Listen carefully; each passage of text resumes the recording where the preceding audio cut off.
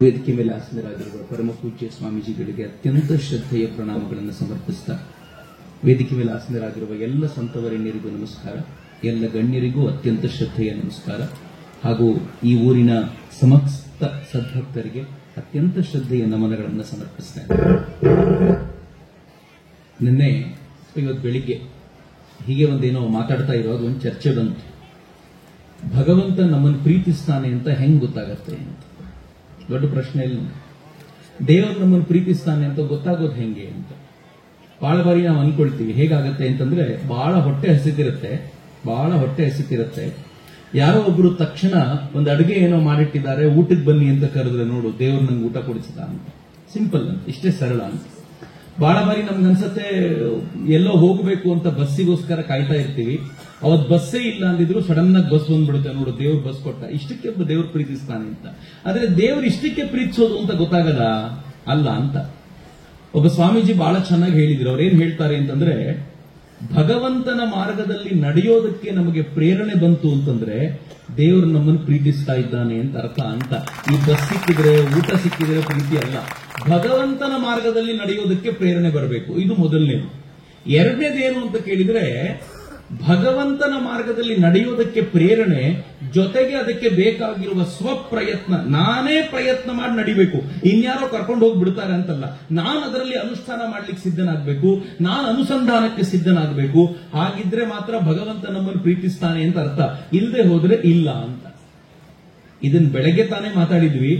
ಈಗ ನನಗನ್ಸತ್ತೆ ಭಗವಂತ ಅತ್ಯಂತ ಹೆಚ್ಚು ಇಲ್ಲಿರೋರಲ್ಲಿ ಯಾರನ್ನಾದ್ರೂ ಪ್ರೀತಿಸ್ತಾನೆ ಅಂತಂದ್ರೆ ಅದು ಗುರುಗಳನ್ನ ಅಂತ ನನಗೆ ಬಹಳ ಅನ್ಸುತ್ತೆ.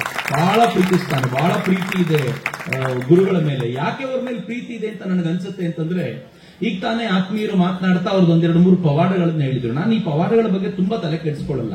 ನನಗೆ ಗುರುಗಳು ಆಧ್ಯಾತ್ಮ ಶಕ್ತಿಯಿಂದ ತುಂಬಾ ದೊಡ್ಡವರು ಅನ್ನಿಸ್ತಾರೆ ಹೊರತು ಪವಾಡಗಳ ದೃಷ್ಟಿಯಿಂದ ಅಲ್ಲ. ಪವಾಡ ಸರಿ, ಸಾಮಾನ್ಯರಿಗೆ ಸರಿ ಹೋಗ್ಬೋದು. ಆದ್ರೆ ನನ್ನ ಗುರುಗಳು ಅತ್ಯಂತ ವಿಶೇಷ ಅನ್ಸಿದ್ ಯಾಕೆ ಅಂದ್ರೆ, ನಾನು ಬಹಳ ಹಿಂದೆ ಇಲ್ಲಿ ಬಂದಿದ್ದೀನಿ, ಆದ್ರೆ ಆಗ ನನಗೆ ಇವೆಲ್ಲ ಗೊತ್ತಿರಲಿಲ್ಲ.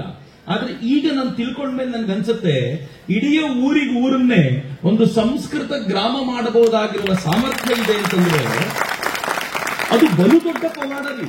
ಈ ಪವಾಡದ ಮುಂದೆ ಇನ್ನೇನು ಹೇಳಬೇಕಾಗಲಿಲ್ಲ. ಮಾತು ಬರದ ಒಬ್ಬನಿಗೆ ಮಾತಾಡಿಸೋದು ಬಹಳ ದೊಡ್ಡದ್ದು. ಜೀವಮಾನದಲ್ಲಿ ನಾನು ಸಂಸ್ಕೃತವನ್ನೇ ನುಡಿಯೋದಿಲ್ಲ ಅಂತವನ ಬಾಯಿನಲ್ಲಿ ಸಂಸ್ಕೃತವನ್ನ ನುಡಿಸೋದು ದೊಡ್ಡದ್ದು. ಯಾವ ದೊಡ್ಡದು ಹೇಳಿ ನೋಡೋಣ. ಮಾತಾಡದವನಿಗೆ ಮಾತನ್ನ ಬಹುಶಃ ಡಾಕ್ಟರ್ರು ಬಡಿಸ್ಬಿಡ್ತಾರೇನೋ.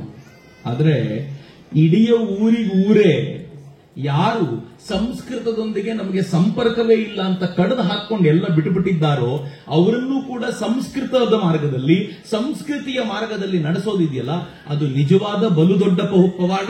ಬಹುಶಃ ನನ್ಗನ್ಸುತ್ತೆ ಈ ದೇಶವೇ ಗಮನಿಸಬೇಕಾಗಿರುವ ಅತ್ಯಂತ ದೊಡ್ಡ ಪವಾಡವನ್ನ ಭಗವಂತ ಅವರ ಮೂಲಕ ಮಾಡಿಸಿದ್ದಾನೆ ಅಂತ. ನಾನು ಅದನ್ನೇ ಸ್ವಾಮೀಜಿಗೆ ಹೇಳಿದೆ, ಅವ್ರಿಗೆ ಹೇಳಿದ ಬಹಳ ದೊಡ್ಡ ಪವಾಡ ಇದು ಅಂತ. ಅವರಂದ್ರು ಇದು ನಾನ್ ಮಾಡಿದ್ದಲ್ಲ ರೀ ಗುರುಗಳು ಅಂತ. ನನಗೆ ಗೊತ್ತಿದೆ, ಅಫ್ಕೋರ್ಸ್ ಎಲ್ಲ ಶ್ರೇಷ್ಠರು ಹೇಳೋದು ಹಾಗೆ, ನಾನ್ ಮಾಡಿದ್ದಲ್ಲ ಅಂತ. ಯಾವಾಗ ನಾನ್ ಮಾಡಿದ್ದು ಅಂತ ಬರುತ್ತೋ ಅಹಂಕಾರ ಬರುತ್ತೆ, ಭಗವಂತ ಕೈ ಬಿಡ್ತಾನೆ. ಭಗವಂತ ಇಷ್ಟು ಪ್ರೀತಿಸ್ಲಿಕ್ಕೆ ಸಾಧ್ಯವೇ ಇಲ್ಲ. ಸ್ವಾಮೀಜಿ ಅಂತವ್ರನ್ನ ಇಷ್ಟು ಪ್ರೀತಿಸ್ತಾ ಇದ್ದಾನೆ ಅಂತಂದ್ರೆ ಅಹಂಕಾರ ಶೂನ್ಯರಾಗಿದ್ದರಿಂದ ಮಾತ್ರವೇ ಇದು ಸಾಧ್ಯವಾಗಿರುವಂತದ್ದು. ಮತ್ತು ಈ ಭಾಗದಲ್ಲಿ ಇಂಥ ಅಹಂಕಾರ ಶೂನ್ಯವಾಗಿರುವಂತ ಸದ್ಗುರುಗಳೊಬ್ಬರು ನಮ್ಮ ನಡುವೆ ಇರುವುದು ನಮ್ಮ ಮಹಾಭಾಗ್ಯ ಅಂತ ನಾನು ಭಾವಿಸ್ತೀನಿ. ನೀವೆಲ್ಲರೂ ಪುಣ್ಯವಂತರು ಈ ದೃಷ್ಟಿಯಿಂದ. ಯಾಕೆ ಅಂತಂದ್ರೆ ದಿನ ಬೆಳಗಾದ್ರೆ ಈ ತರದ ಒಬ್ಬ ಸಂತರನ್ನ ನೋಡುವಂತ ಭಾಗ್ಯ ಸಿಕ್ಕಿದ್ಯಲ್ಲ, ಈ ಭಾಗ್ಯವನ್ನ ವ್ಯರ್ಥವಾಗ್ಲಿಕ್ಕೆ ಬಿಡಬೇಡಿ. ಯಾಕೆ ಇದನ್ನು ತುಂಬಾ ಗಂಭೀರವಾಗಿ ಹೇಳ್ಬೋದು ಅಂತಂದ್ರೆ, ಅನೇಕ ಬಾರಿ ಶ್ರೇಷ್ಠರು ದೇಹತ್ಯಾಗ ಮಾಡಿದ ನಂತರ ಗೊತ್ತಾಗತ್ತೆ, ಅಯ್ಯಯ್ಯೋ ನಮ್ಮ ನಡುವೆ ಇವರಿದ್ರು ನಮ್ಗೆ ಗೊತ್ತೇ ಆಗ್ಲಿಲ್ಲ ಅಂತ. ಯಾರು ಶ್ರೇಷ್ಠ ವ್ಯಕ್ತಿಗಳೊಂದಿಗೆ ಇದ್ದು ಅವರು ಶ್ರೇಷ್ಠ ವ್ಯಕ್ತಿ ಅಂತ ಅರಿತುಕೊಂಡು ಅದಕ್ಕೆ ತಕ್ಕಂತೆ ನಡ್ಕೊಳ್ತಾರಲ್ಲ, ಅವರಿಗಿಂತ ಪುಣ್ಯವಂತರು ಮತ್ತೊಬ್ಬರಿಲ್ಲ ಅಂತ. ಅಂತ ಪುಣ್ಯವನ್ನ ಕಳ್ಕೊಳ್ಬೇಡಿ ಅನ್ನೋದಷ್ಟೇ ನನಗೆ ಹೇಳಲಿಕ್ಕೆ ಬಯಸೋದು. ನಂಗೆ ಬಹಳ ಖುಷಿಯಾಗಿದ್ದೇನು ಅಂತಂದ್ರೆ, ಬಹಳ ಜನ ನನ್ ಕೇಳ್ತಾರೆ, ನೀವ್ ಯಾಕೆ ಇನ್ನೂ ರಾಜಕಾರಣಿಗಳಾಗಲಿಲ್ಲ ಅಂತ, ನೀವ್ ಯಾಕೆ ಇನ್ನೂ ಪೊಲಿಟಿಕ್ಸ್ ಬಂದಿಲ್ಲ ಅಂತ, ನೀವ್ ಯಾಕೆ ಇನ್ನೂ MLA ಆಗ್ಲಿಲ್ಲ, MP ಆಗ್ಲಿಲ್ಲ ಅಂತ. ಇಲ್ಲಿಗೆ ಬಂದಾಗ ಉತ್ತರ ಸಿಕ್ತು ನನಗೆ. ನಾನು MLA MP ಆಗದೇ ಇರೋದ್ರಿಂದ ಸ್ಟೇಜ್ ಮೇಲೆ ಬರ್ಲಿಕ್ಕಾಯ್ತು, ಆಗಿದ್ದಿದ್ರೆ ಬರ್ಲಿಕ್ಕೆ ಆಗ್ತಿರ್ಲಿಲ್ಲ. ನನಗೆ ಇಲ್ಲಿಗೆ ಬಂದ್ಮೇಲೆ ಉತ್ತರ ಸಿಕ್ತು. ಯಾಕೆ ಭಗವಂತ ನನ್ನ ಇನ್ನೂ ಪೊಲಿಟಿಕ್ಸ್ ತರಲಿಲ್ಲ ಅಂತಂದ್ರೆ, ಈ ತರದೊಂದು ಕಾರ್ಯಕ್ರಮ ಇಲ್ಲಿ ನಡೆದಾಗ ನೀನ್ ವೇದಿಕೆಗೆ ಹೋಗಬೇಕು ಅಂದ್ರೆ ಆಗಬಾರದು ಅನ್ನೋದೇ ಬಹುಶಃ ಅವ್ರ ಉದ್ದೇಶವಾಗಿತ್ತು, ಭಗವಂತನ ಉದ್ದೇಶ ಆಗಿದ್ದಿರಬಹುದು ಅಂತ ನನ್ಗೀಗ ಅನ್ಸುತ್ತೆ. ಆ ದೃಷ್ಟಿಯಿಂದ ಬಹಳ ಅದ್ಭುತ. ನಾವು ದಾರಿಯಲ್ಲಿ ಬರಬೇಕಾದ್ರೆ, ಗೊತ್ತಿಲ್ಲ ಇದು ಭಗವಂತನ ಕೃಪೆ ಅಂತ ತಿಳ್ಕೊಳ್ತಿರೋ ಹೇಗೋ, ದಾರಿಯಲ್ಲಿ ಬರಬೇಕಾದ್ರೆ ನಾನು ದಾರಿಯಲ್ಲಿ ಬರಬೇಕಾದ್ರೆ ನಮ್ಮ ಹುಡುಗರ ಜೊತೆ ನಾನು ಬೆಳಗಾವಿ ಬೆಳಗ್ಗೆ ಬಂದವನು, ಅಲ್ಲಿಂದ ನೇರವಾಗಿ ಇಲ್ಲಿಗೆ ಬರ್ತಿದ್ದೀನಿ. ದಾರಿಯಲ್ಲಿ ಬರುವಾಗ ನಾನು ಸಹಜವಾಗಿ ಕೆಲವೊಂದು ವಿಚಾರಗಳ ಚರ್ಚೆ ಮಾಡ್ತಿದ್ದೆ. ಬಹಳ ಹಿಂದೆ ಸಿದ್ದೇಶ್ವರಪ್ಪ ಅವರು ಒಂದು ಸಭೆಯಲ್ಲಿ ನನ್ನನ್ನು ಕೂರಿಸ್ಕೊಂಡಿದ್ರು. ಸಭೆಯಲ್ಲಿ ಬಹಳ ಜನ ಇರಲಿಲ್ಲ ರೀ, ಒಂದು 3-4 ಜನ, ಕೆಲವು ಸಾಧ್ವಿಯರಿದ್ರು, ಕೆಲವು ಸಂತರಿದ್ರು. ಒಂದು ಆಶ್ರಮ ಕಟ್ಟುವಂತ ಚರ್ಚೆ ನಡೀತಿತ್ತು. ಆಶ್ರಮ ಕಟ್ಟುವ ಚರ್ಚೆ ನಡೆಯುವಾಗ ಅಲ್ಲೊಂದು ಚರ್ಚೆ, ಯಾರ ಹತ್ರ ದುಡ್ಡು ತಗೋಬೇಕು ತಗೋಬಾರದು ಅಂತ, ಪೊಲಿಟಿಕಲ್ ಲೀಡರ್ಗಳ ಹತ್ರ ತಗೋಬೇಕೋ ಬೇಡವೋ ಅಂತ ಚರ್ಚೆ ಬಂತು. ಚರ್ಚೆ ಬಂದಾಗ ಒಬ್ಬ ಸಾಧ್ವಿ ಹೇಳಿದ್ರು, ಏನ್ ಮಾಡೋದ್ರಿ ಅಪ್ಪ, ನಮ್ಗೆ ಅವ್ರು ದುಡ್ಡು ಕೊಡ್ಲಿಲ್ಲ ಅಂದ್ರೆ ಮತ್ತೆ ದುಡ್ಡು ಎಲ್ಲಿಂದ ಬರ್ತಾವ್ರಿ, ಹಿಂಗಾಗಿ ತಗೊಳ್ಳೇಬೇಕ್ರಿ ನಾವು, ಅದ್ರಾಗ ಏನ್ ತಪ್ಪಿಲ್ರಿ ಅಂತಂದ್ರು. ಇನ್ನೊಬ್ರು ತಪ್ಪು ಅಂದ್ರು, ಮತ್ತೊಬ್ರು ತಪ್ಪಿಲ್ಲ ಅಂದ್ರು. ಸಿದ್ದೇಶ್ವರಪ್ಪ ಅವ್ರು ಕೇಳಿದ್ರ, ನೀವೇ ಬೈಕೋತ ತಿರುಗ್ತೀರಿ ಅವ್ರನ್ನ, ಅವ್ರ ಭ್ರಷ್ಟಾಚಾರಿಗಳು, ಅವ್ರು ಕೆಟ್ಟ ರೀತಿಯಲ್ಲಿ ದುಡ್ಡು ಮಾಡ್ಯಾರೆ ಅಂತ ನೀವೇ ಬೈಕೊಳ್ ತಿರುಗುತ್ತಿರ್ತೀರಿ, ಈಗ ನೀವು ಅವ್ರ ಹತ್ರನೇ ದುಡ್ಡು ತಗೊಂಡು ಆಶ್ರಮ ಕಟ್ಟೋರ ಅಂತ ಕೇಳಿದ್ರು. ಹಂಗ್ ಕೇಳಿ ಸುಮ್ಮನಾದ್ರೂ ಯಾರಿಗೂ ಉತ್ತರ ಇಲ್ಲ ಏನ್ ಹೇಳ್ಬೇಕು ಅಂತ. ನನ್ ಕಡೆ ತಿರುಗಿದ್ರು, ನೀವೇನ್ ಹೇಳ್ತೀರಿ ಚಕ್ರವರ್ತಿ ಅವರ? ನಾನಂದೆ, ದುಡ್ಡು ತಗೊಂಡು ಭಗವಂತನ ಮುಂದೆ ಹುಂಡಿಗೆ ಹಾಕ್ಬಿಡ್ರಿ, ಆಮೇಲೆ ಅಲ್ಲಿಂದ ತಗೋರಿ, ಈಗ ನಾವು ಇವ್ರಿಂದ ತಗೊಂಡಿದ್ದಲ್ಲ, ಇದು ಭಗವಂತ ಕೊಟ್ಟಿದ್ದು ಅಂತ ಅಕ್ಕವ್ರಿ ಅಪ್ಪ ಅವರೇ, ಇಲ್ಲ ಅಂದ್ರೆ ಆಶ್ರಮ ಕಟ್ಟಕ್ ಆಗಂಗಿಲ್ರಿ ಅಂತಂದು ನಾನು ಸಮಾಧಾನ ಮಾಡಿದೆ.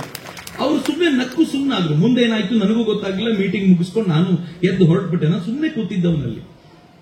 ಆದ್ರೆ ನನ್ಗೆ ಇಲ್ಲಿ ಬಂದ್ಮೇಲೆ ಗೊತ್ತಾಯ್ತು, ಆ ಥರದ ದುಡ್ಡನ್ನ ಮುಟ್ಟದೆಯೂ ಕೂಡ ಒಂದು ಅದ್ಭುತವಾದ ಕಾರ್ಯವನ್ನ ಮಾಡಲಿಕ್ಕೆ ಸಾಧ್ಯ ಇದೆ ಅನ್ನೋದು ನನ್ನ ಗುರುಗಳನ್ನು ನೋಡಿದಾಗ ಗೊತ್ತಾಯ್ತು. ವಿಚಾರಧಾರೆಯನ್ನ ಬದಲಾಯಿಸಿಕೊಳ್ಳಬೇಕಾಗಿರುವಂತ ಒಂದು ವಾಸ್ತವ ಸ್ಥಿತಿಗೆ ಸ್ವಾಮೀಜಿ ನಮ್ಮನ್ನು ತಂದಿಟ್ಟಿದ್ದಾರೆ ಅಂತ.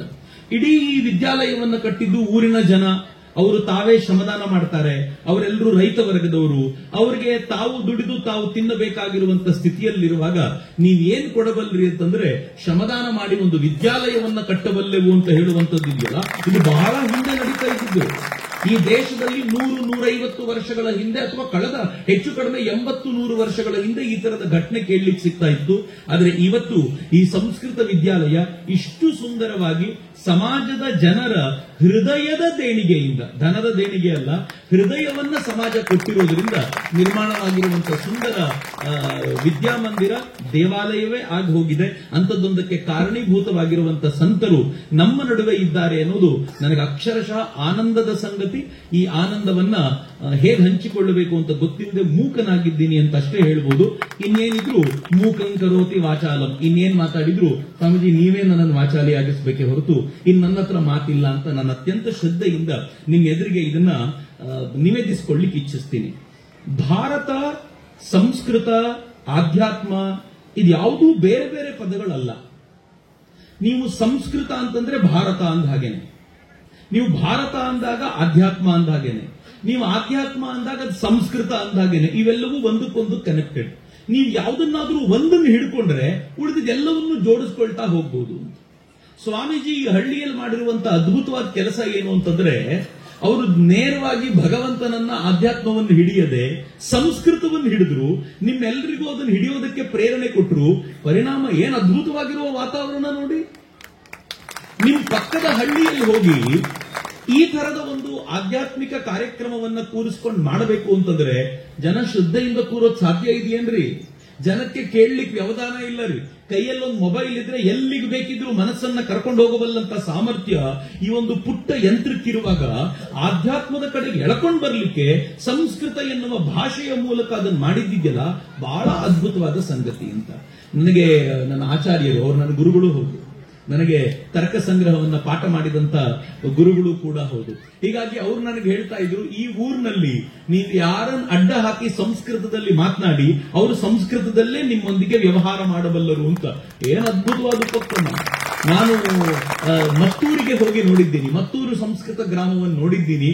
ಆದರೆ ಬಹಳ ಪ್ರೀತಿಯಿಂದ ಮತ್ತು ವಿನೀತನಾಗಿ ಹೇಳಬಲ್ಲೆ, ಮತ್ತೂರಿಗಿಂತ ಒಂದು ತೂಕದ ಜಾಸ್ತಿ ಇರುವಂತ ಒಂದು ಗ್ರಾಮವನ್ನ ಸ್ವಾಮೀಜಿ ನಿರ್ಮಾಣ ಮಾಡಿದ್ದಾರೆ.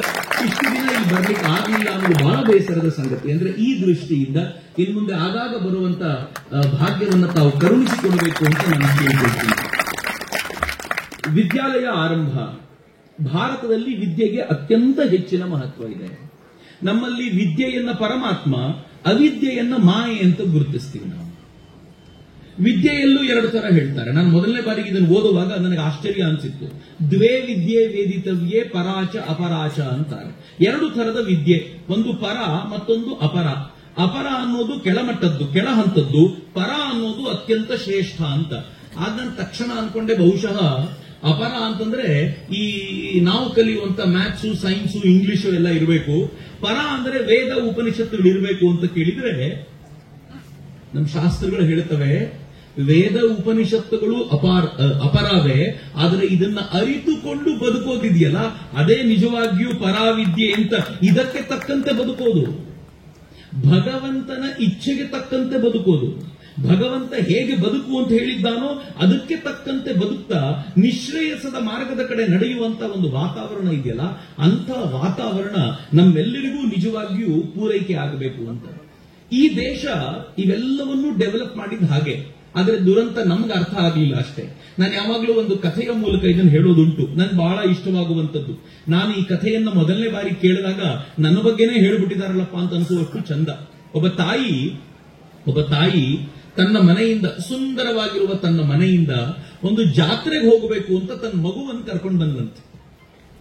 ಜಾತ್ರೆಗೆ ಹೋದ್ರೆ ಏನ್ ಮಾಡಬೇಕು? ದೇವರ ಸನ್ನಿಧಾನಕ್ಕೆ ಹೋಗಬೇಕು, ದೇವರ ದರ್ಶನ ಪಡಿಬೇಕು, ಆನಂತರ ಉಳಿದಿದ್ದೆಲ್ಲ ಕೆಲಸ ಮಾಡಬೇಕು. ತಾಯಿಗೆ ಗೊತ್ತಿದೆ, ಪುಟ್ಟ ಮಗುವಿಗೆ ಗೊತ್ತಿಲ್ಲ. ಮಗುವಿನ ಕೈ ಹಿಡ್ಕೊಂಡು ಆ ತಾಯಿ ಕರ್ಕೊಂಡು ಬಂದಾಗ ಮಗು ಏನ್ ಮಾಡ್ತು? ಈ ಜಾತ್ರೆಯನ್ನು ನೋಡ್ತು. ಅದಕ್ಕೆ ಗೊತ್ತಿಲ್ಲ ದೇವರ ದರ್ಶನ ಮಾಡಬೇಕು ಅಂತ. ಅದಕ್ಕೆ ಈ ಜಾತ್ರೆಯಲ್ಲಿ ಮಿಠಾಯಿ ಅಂಗಡಿ ನೋಡ್ತು, ಬಲೂನಿನ ಅಂಗಡಿ ನೋಡ್ತು. ಎಷ್ಟು ಖುಷಿ ಆಯ್ತು ಅದಕ್ಕೆ ಅಂತಂದ್ರೆ, ಅದು ತಕ್ಷಣ ಆ ಬಲೂನಿನ ಅಂಗಡಿ ಹತ್ರ ತಾಯಿಯಿಂದ ಕೈ ಬಿಡಿಸ್ಕೊಳ್ಳಿಕ್ ಪ್ರಯತ್ನ ಮಾಡಿತು. ನಮ್ಮಮ್ಮ ಎಳ್ಕೊಂಡು ಹೋಗ್ತಿದ್ದಾಳೆ, ಒಂದು ಬಲೂನ್ ನಂಗೆ ನೋಡ್ಲಿಕ್ಕೆ ಬಿಡ್ತಿಲ್ವಲ್ಲ ಅಂತ. ತಾಯಿ ಏನ್ ಮಾಡಿದ್ಲು? ಕೊಸರಾಡ್ತಾ ಇರುವ ಮಗುವ ಕೈಯನ್ನು ಬಿಟ್ಟು ತನ್ನ ಬೆರಳನ್ನು ಕೊಟ್ಲು, ನನ್ನ ಕೈಯನ್ನು ನೀನು ಹಿಡ್ಕೊ ಅಂತ. ಮಗು ತಾಯಿ ಕೈಯನ್ನು ಮೊದಲು ಹಿಡ್ಕೊಳ್ತು. ನಿಧಾನವಾಗಿ ಮಿಠಾಯಿ ಅಂಗಡಿ ಬಂದ ತಕ್ಷಣ ತಾಯಿ ಕೈ ಬಿಡ್ತು. ತಾಯಿ ಗೊತ್ತಾಗಲಿಲ್ಲ ಜಾತ್ರೆಯಲ್ಲಿ. ತಾಯಿ ಏನ್ ಮಾಡಿದ್ಲು? ಮೊದಲು ತನ್ನ ಕೆಲಸ ಭಗವಂತನ ದರ್ಶನ ಮಾಡಬೇಕು ಅಂತ ಅವಳು ನೇರವಾಗಿ ಭಗವಂತನ ದರ್ಶನಕ್ಕೆ ಅಂತ ಹೋದ್ಲು. ದರ್ಶನಕ್ಕೆ ಹೋಗಿ ಆ ದರ್ಶನ ಮುಗಿಸ್ಕೊಂಡು ಆಚೆ ಬರುವಾಗ ನೋಡ್ತಾಳೆ, ನನ್ನ ಕೈ ಹಿಡ್ಕೊಂಡಿದ್ ಮಗು ಇಲ್ವಲ್ಲ. ಅವಳು ಕಣ್ಣೀರ್ ಹಾಕಿದ್ಲು, ಅತ್ಲು. ಆನಂತರ ಇನ್ನೇನ್ ಮಾಡ್ಲಿಕ್ಕೂ ತೋಚದೆ ಆ ಜಾತ್ರೆಯಲ್ಲಿ ಮಗುನ ಹೇಗೆ ಹುಡುಕೋದು ಅಂತ ಪೊಲೀಸ್ ಸ್ಟೇಷನ್ಗೆ ಹೋಗಿ ಒಂದು ಅಪೀಲ್ ಬರ್ಕೊಟ್ಲು, ಕಂಪ್ಲೇಂಟ್ ಬರ್ಕೊಟ್ಲು. ನನ್ನ ಮಗು ಇಷ್ಟ ಎತ್ತರ ಇದ್ದಾನೆ, ನೋಡ್ಲಿಕ್ಕೆ ಹಿಂಗಿದ್ದಾನೆ, ಇವನು ಬಂದ್ರೆ ದಯವಿಟ್ಟು ಇದು ನನ್ನ ಅಡ್ರೆಸ್ ಕಳಿಸ್ಕೊಡಿ ಅಂತ ತಗೊಂಡ್ಬಂದ್ಬಿಟ್ಟೆ. ಈ ಮಗುಗೆ ಅಮ್ಮ ಮರ್ತೋಯ್ತು. ಮಿಠಾಯಿ ಅಂಗಡಿ ಇತ್ತಲ್ಲ, ಬಲೂನ್ ಅಂಗಡಿ ಇತ್ತಲ್ಲ, ಇದು ಬಲೂನ್ ಅಂಗಡಿ, ಮಿಠಾಯಿ ಅಂಗಡಿ ಮುಂದೆ ತನ್ನನ್ನು ತಾನು ಮೈ ಮರಿತು. ಒಂದಿನ, ಎರಡನೇ ದಿನ ಆ ಮಿಠಾಯಿ ಕೆಳಗೇನು ಬಿಸಾಕ್ತಿದ್ರು, ಕೊಂಡ್ಕೊಳ್ಬೇಕಾದ್ರೆ ಬಿದೋಗ್ತಿತ್ತು, ಅದನ್ನು ತಿಂದು ಬಹಳ ಖುಷಿ ಪಡ್ತಿತ್ತು. ಏನ್ ಚೆನ್ನಾಗಿದೆ ಈ ಲೋಕ, ಎಷ್ಟು ಸುಂದರವಾಗಿದೆ ಅಂತ. 2 ದಿನ ಕಳೆಯೋದ್ರೊಳಗಾಗಿ ತನ್ನ ಮನೆ ಮರ್ತೋಯ್ತು, ಅಮ್ಮ ಮರ್ತು, ಎಲ್ಲ ಮರ್ತೋಯ್ತು. 3ನೇ ದಿನಕ್ಕೆ ಜಾತ್ರೆ ಮುಗೀತು. ಎಲ್ಲರೂ ಅಂಗಡಿ ಕಟ್ಕೊಂಡು ಹೋಗೋರಲ್ಲ, ಎಲ್ಲ ಜನ ಬರೋದು ಕಡಿಮೆ ಆಗಿ ಜಾತ್ರೆ ಮುಗಿದು ಹೋಗುವಾಗ ಈ ಮಗು ಅನಾಥವಾಯ್ತು, ಒಂಟಿಯಾಯ್ತು. ಒಂಟಿಯಾಗಿ ನಿಂತಂತ ಮಗುವಿಗೆ ಎಲ್ಲಿಗೆ ಹೋಗಬೇಕು ಅಂತ ನೆನಪಿಲ್ಲ. ಎಲ್ಲವನ್ನೂ ಮರೆತು ಅಲ್ಲೇ ನಿಂತು ಬಿಟ್ಟಿದೆ ಈಗ. ಹಾಗೆ ನಿಂತಿರುವಂತ ಮಗುಗೆ ಜನ ಅಳ್ತಾ ಇದೆ. ಆ ಮಗು ಯಾರಿಗೂ ಈ ಮಗು ತನ್ನದಲ್ಲ, ಎಲ್ಲರೂ ತಮ್ಮ ಪಾಠದಲ್ಲಿ ತಮ್ಮ ಕೆಲಸದಲ್ಲಿದ್ದಾರೆ. ಈ ಮಗುವಿಗೆ ಸ್ವಲ್ಪ ಆದ್ರೂ ಬುದ್ಧಿ ಇದ್ದು, ಇಲ್ಲೊಂದು ಪೊಲೀಸ್ ಸ್ಟೇಷನ್ ಇದೆ, ಅಲ್ಲಿಗೆ ಹೋಗಿ ನಾನು ಕಂಪ್ಲೇಂಟ್ ಕೊಟ್ರೆ, ನಾನು ಕಣ್ಣೀರ್ ಹಾಕಿದ್ರೆ ಪೊಲೀಸರು ನನ್ನ ಹುಡುಕಿ ತಗೊಂಡೋಗಿ ಮನೆಗೆ ಬಿಡ್ತಾರೆ ಅನ್ನೋ ಅಂದಾಜು ಇಲ್ಲ. ಆ ಮಗು ಅಲ್ದಾಡ್ತು. ಆ ಮಗು ಪರಿಪೂರ್ಣವಾಗಿ ತನ್ನನ್ನು ತಾನು ಕಳೆದು ಎಲ್ಲವನ್ನೂ ಮರೆತು ಬಿಡ್ತು. ಮುಗಿದೋಯ್ತು ಆ ಮಗುವಿನ ಲೈಫೇ ಇಟ್ಟು. ಇನ್ನು ಆ ಮಗು ಕೂಲಿ ಮಾಡಬೇಕು, ಬೆಳಿಬೇಕು, ಆ ಜಾತ್ರೆಯ ಆ ಇದಕ್ಕೋಸ್ಕರ ಕಾಯ್ಬೇಕು, ಒದ್ದಾಡ್ತಾ ಇರಬೇಕು. ಮುಗೀತು. ಈ ಕಡೆ ತಾಯಿಯೂ ಕೂಡ ನನ್ನ ಮಗು ಬರುತ್ತೆ ಅಂತ ಕಾಯ್ಕೊಂಡಿದ್ದಾಳೆ ಅಷ್ಟೇ ಅಂತ. ನನಗೆ ಆಮೇಲೆ ಗೊತ್ತಾಯ್ತು ಈ ಕಥೆ ಜಾತ್ರೆ ಕಥೆ ಅಲ್ಲ, ನಂದು ಮತ್ತು ನಿಮ್ಮ ಕಥೆನೇ. ಜಗನ್ಮಾತೆ ನಮ್ಮನ್ನು ಪ್ರಪಂಚಕ್ಕೆ ಕೈ ಹಿಡಿದು ಕರ್ಕೊಂಡಲ್ಲು. ಮೊದಲು ಅವಳು ನಮ್ಮ ಕೈ ಹಿಡ್ಕೊಂಡಿದ್ಲು.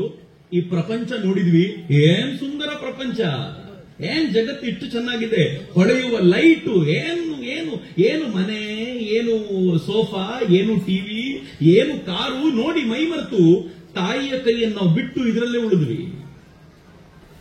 ಅವಳು ತನ್ನ ದರ್ಶನದ ಕೆಲಸ ಮುಗಿಸ್ಕೊಂಡ್ಲು. ಏನ್ ಮಾಡಿದ್ಲು ಗೊತ್ತಾ? ಪೊಲೀಸ್ ಸ್ಟೇಷನ್ಗೆ ಹೋದ್ಲು. ಅಂದ್ರೆ ಸದ್ಗುರುಗಳ ಬಳಿ ಬಂದು ಅಡ್ರೆಸ್ ಬರ್ಸಿದ್ಲು. ನನ್ನ ಮಗ ಅವನ್ ನಿಮ್ಮ ಹತ್ರ ಬಂದ್ರೆ ಇದು ನನ್ನ ಅಡ್ರೆಸ್, ಕರ್ಕೊಂಡು ಬಂದು ಬಿಡಿ ಅಂತ. ಆದ್ರೆ ಈ ಜಾತ್ರೆಯಲ್ಲಿ ಮೈ ಮರೆತಿರೋ ನಮಗೆ ಗುರುಗಳ ಬಳಿ ಹೋಗಬೇಕು ಅಂತ ಗೊತ್ತಿಲ್ಲ ಅಂತಂದ್ರೆ ನಾವು ಒದ್ದಾಡಿ ಸಾಯಲೇಬೇಕಲ್ಲ, ಆ ಮಗುವಿನಂತೆ ಒದ್ದಾಡಬೇಕಲ್ಲ. ಈ ಬದುಕು ಹೇಗೆ ಜರ್ಜರಿತವಾಗುತ್ತೆ ಅಂತಂದ್ರೆ ಸುಖ ದುಃಖ ಎರಡನ್ನು ಅನುಭವಿಸ್ತಾ ದೇಹಕ್ಕೆ ಸಾಕಾಗತ್ತೆ, ಮನಸ್ಸಿಗೆ ಸಾಕಾಗತ್ತೆ. ಇನ್ನೇನ್ ಮಾಡಬೇಕು ಅಂತ ಗೊತ್ತಿಲ್ಲದೆ ಅದರಲ್ಲೇ ಮೈ ಮರೆತಿರ್ತೀವಿ. ಯಾರಾದ್ರೂ ಒಬ್ಬ ಬುದ್ಧಿವಂತ ಗುರುಗಳ ಬಳಿಗೆ ಹೋದ್ರೆ ನನ್ನ ಅಡ್ರೆಸ್ ಹೇಳ್ತಾರೆ ಅಂತ ಬಂದ್ರೆ ಗುರುಗಳು ಕರ್ಕೊಂಡು ಹೋಗಿ ಇದು ನಿನ್ನ ಮನೆ ಕಣಪ್ಪ, ನೀನ್ ಇಲ್ಲಿರ್ಬೇಕಾದವನಲ್ಲ, ಈ ಮನೆಗೆ ಬಾ ಅಂತ ಕರ್ಕೊಂಡು ಬಂದು ಬಿಡ್ತಾರೆ. ಯಾರು ಬಂದಿದ್ದಾರೋ ಅವರು ಪುಣ್ಯವಂತರು, ಅರ್ಥ ಆಗಿದೆ ಅಂತ. ಯಾರು ಬಂದಿಲ್ವೋ ಪ್ರಪಂಚದಲ್ಲಿ ಇನ್ನೂ ಸುತ್ತಾಡ್ತಾ ಇದ್ದಾರೆ ಅಂತ. ಭಾರತೀಯ ಆಧ್ಯಾತ್ಮ, ಭಾರತೀಯ ತತ್ವಶಾಸ್ತ್ರ, ಭಾರತೀಯ ದರ್ಶನಗಳು ಈ ತರದ ಚಿಂತನೆಗೆ ನಮ್ಮನ್ನು ಹಚ್ಚಿದ್ದು. ನಾವು ಏನನ್ನ ಮಾಡಿದ್ರೂ ಕೂಡ ಭಗವಂತನನ್ನ ಬಿಟ್ಟು ಮಾಡಲಿಲ್ಲ. ನೀವು ಗುರುಗಳ ಬಳಿ ಬರ್ತೀರಿ, ಅವರ ಗದ್ದಿಗೆಗೆ ಬರ್ತೀರಾ, ಗದ್ದಿಗೆಯಲ್ಲಿ ನಿಂತ್ಕೊಳ್ತೀರಾ, ಏನ್ ಮಾಡ್ತೀರಾ? ಬಂದ ತಕ್ಷಣ ಒಂದು ನಮಸ್ಕಾರ ಮಾಡಿ ಒಂದು ಸುತ್ತು ಪ್ರದಕ್ಷಿಣೆ ಬರ್ತೀರಾ. ಯಾಕೆ ಪ್ರದಕ್ಷಿಣೆ ಬರೋದು ಗೊತ್ತಾ?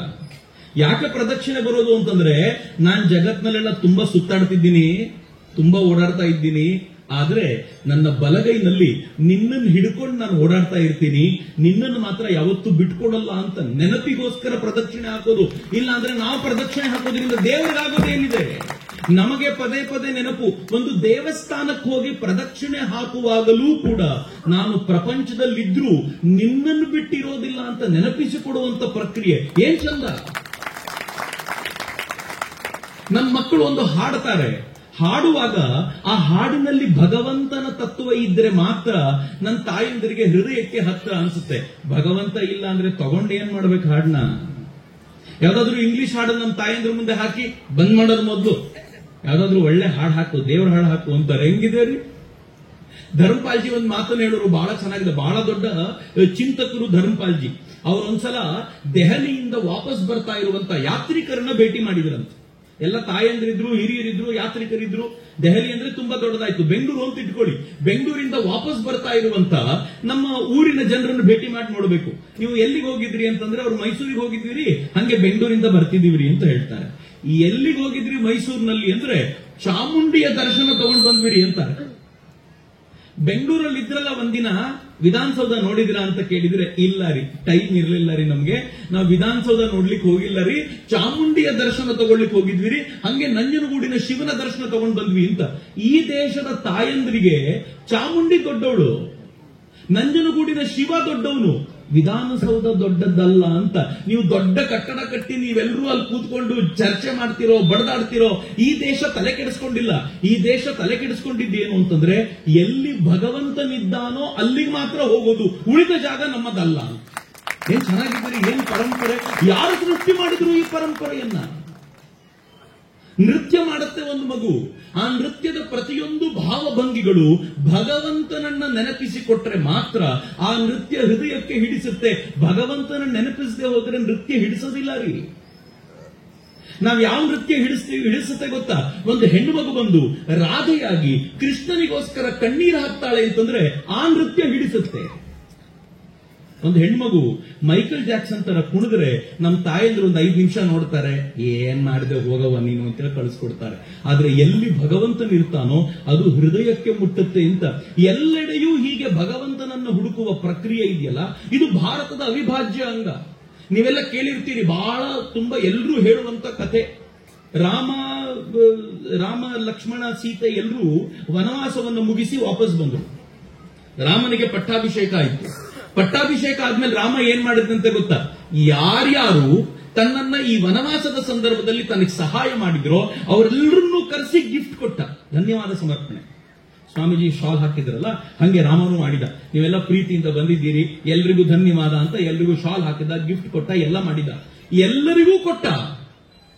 ಆಂಜನೇಯನಿಗೆ ಮಾತ್ರ ಏನು ಕೊಡ್ಲಿಲ್ಲ. ಸೀತೆಗೆ ಸ್ವಲ್ಪ ಬೇಜಾರಾಯ್ತು.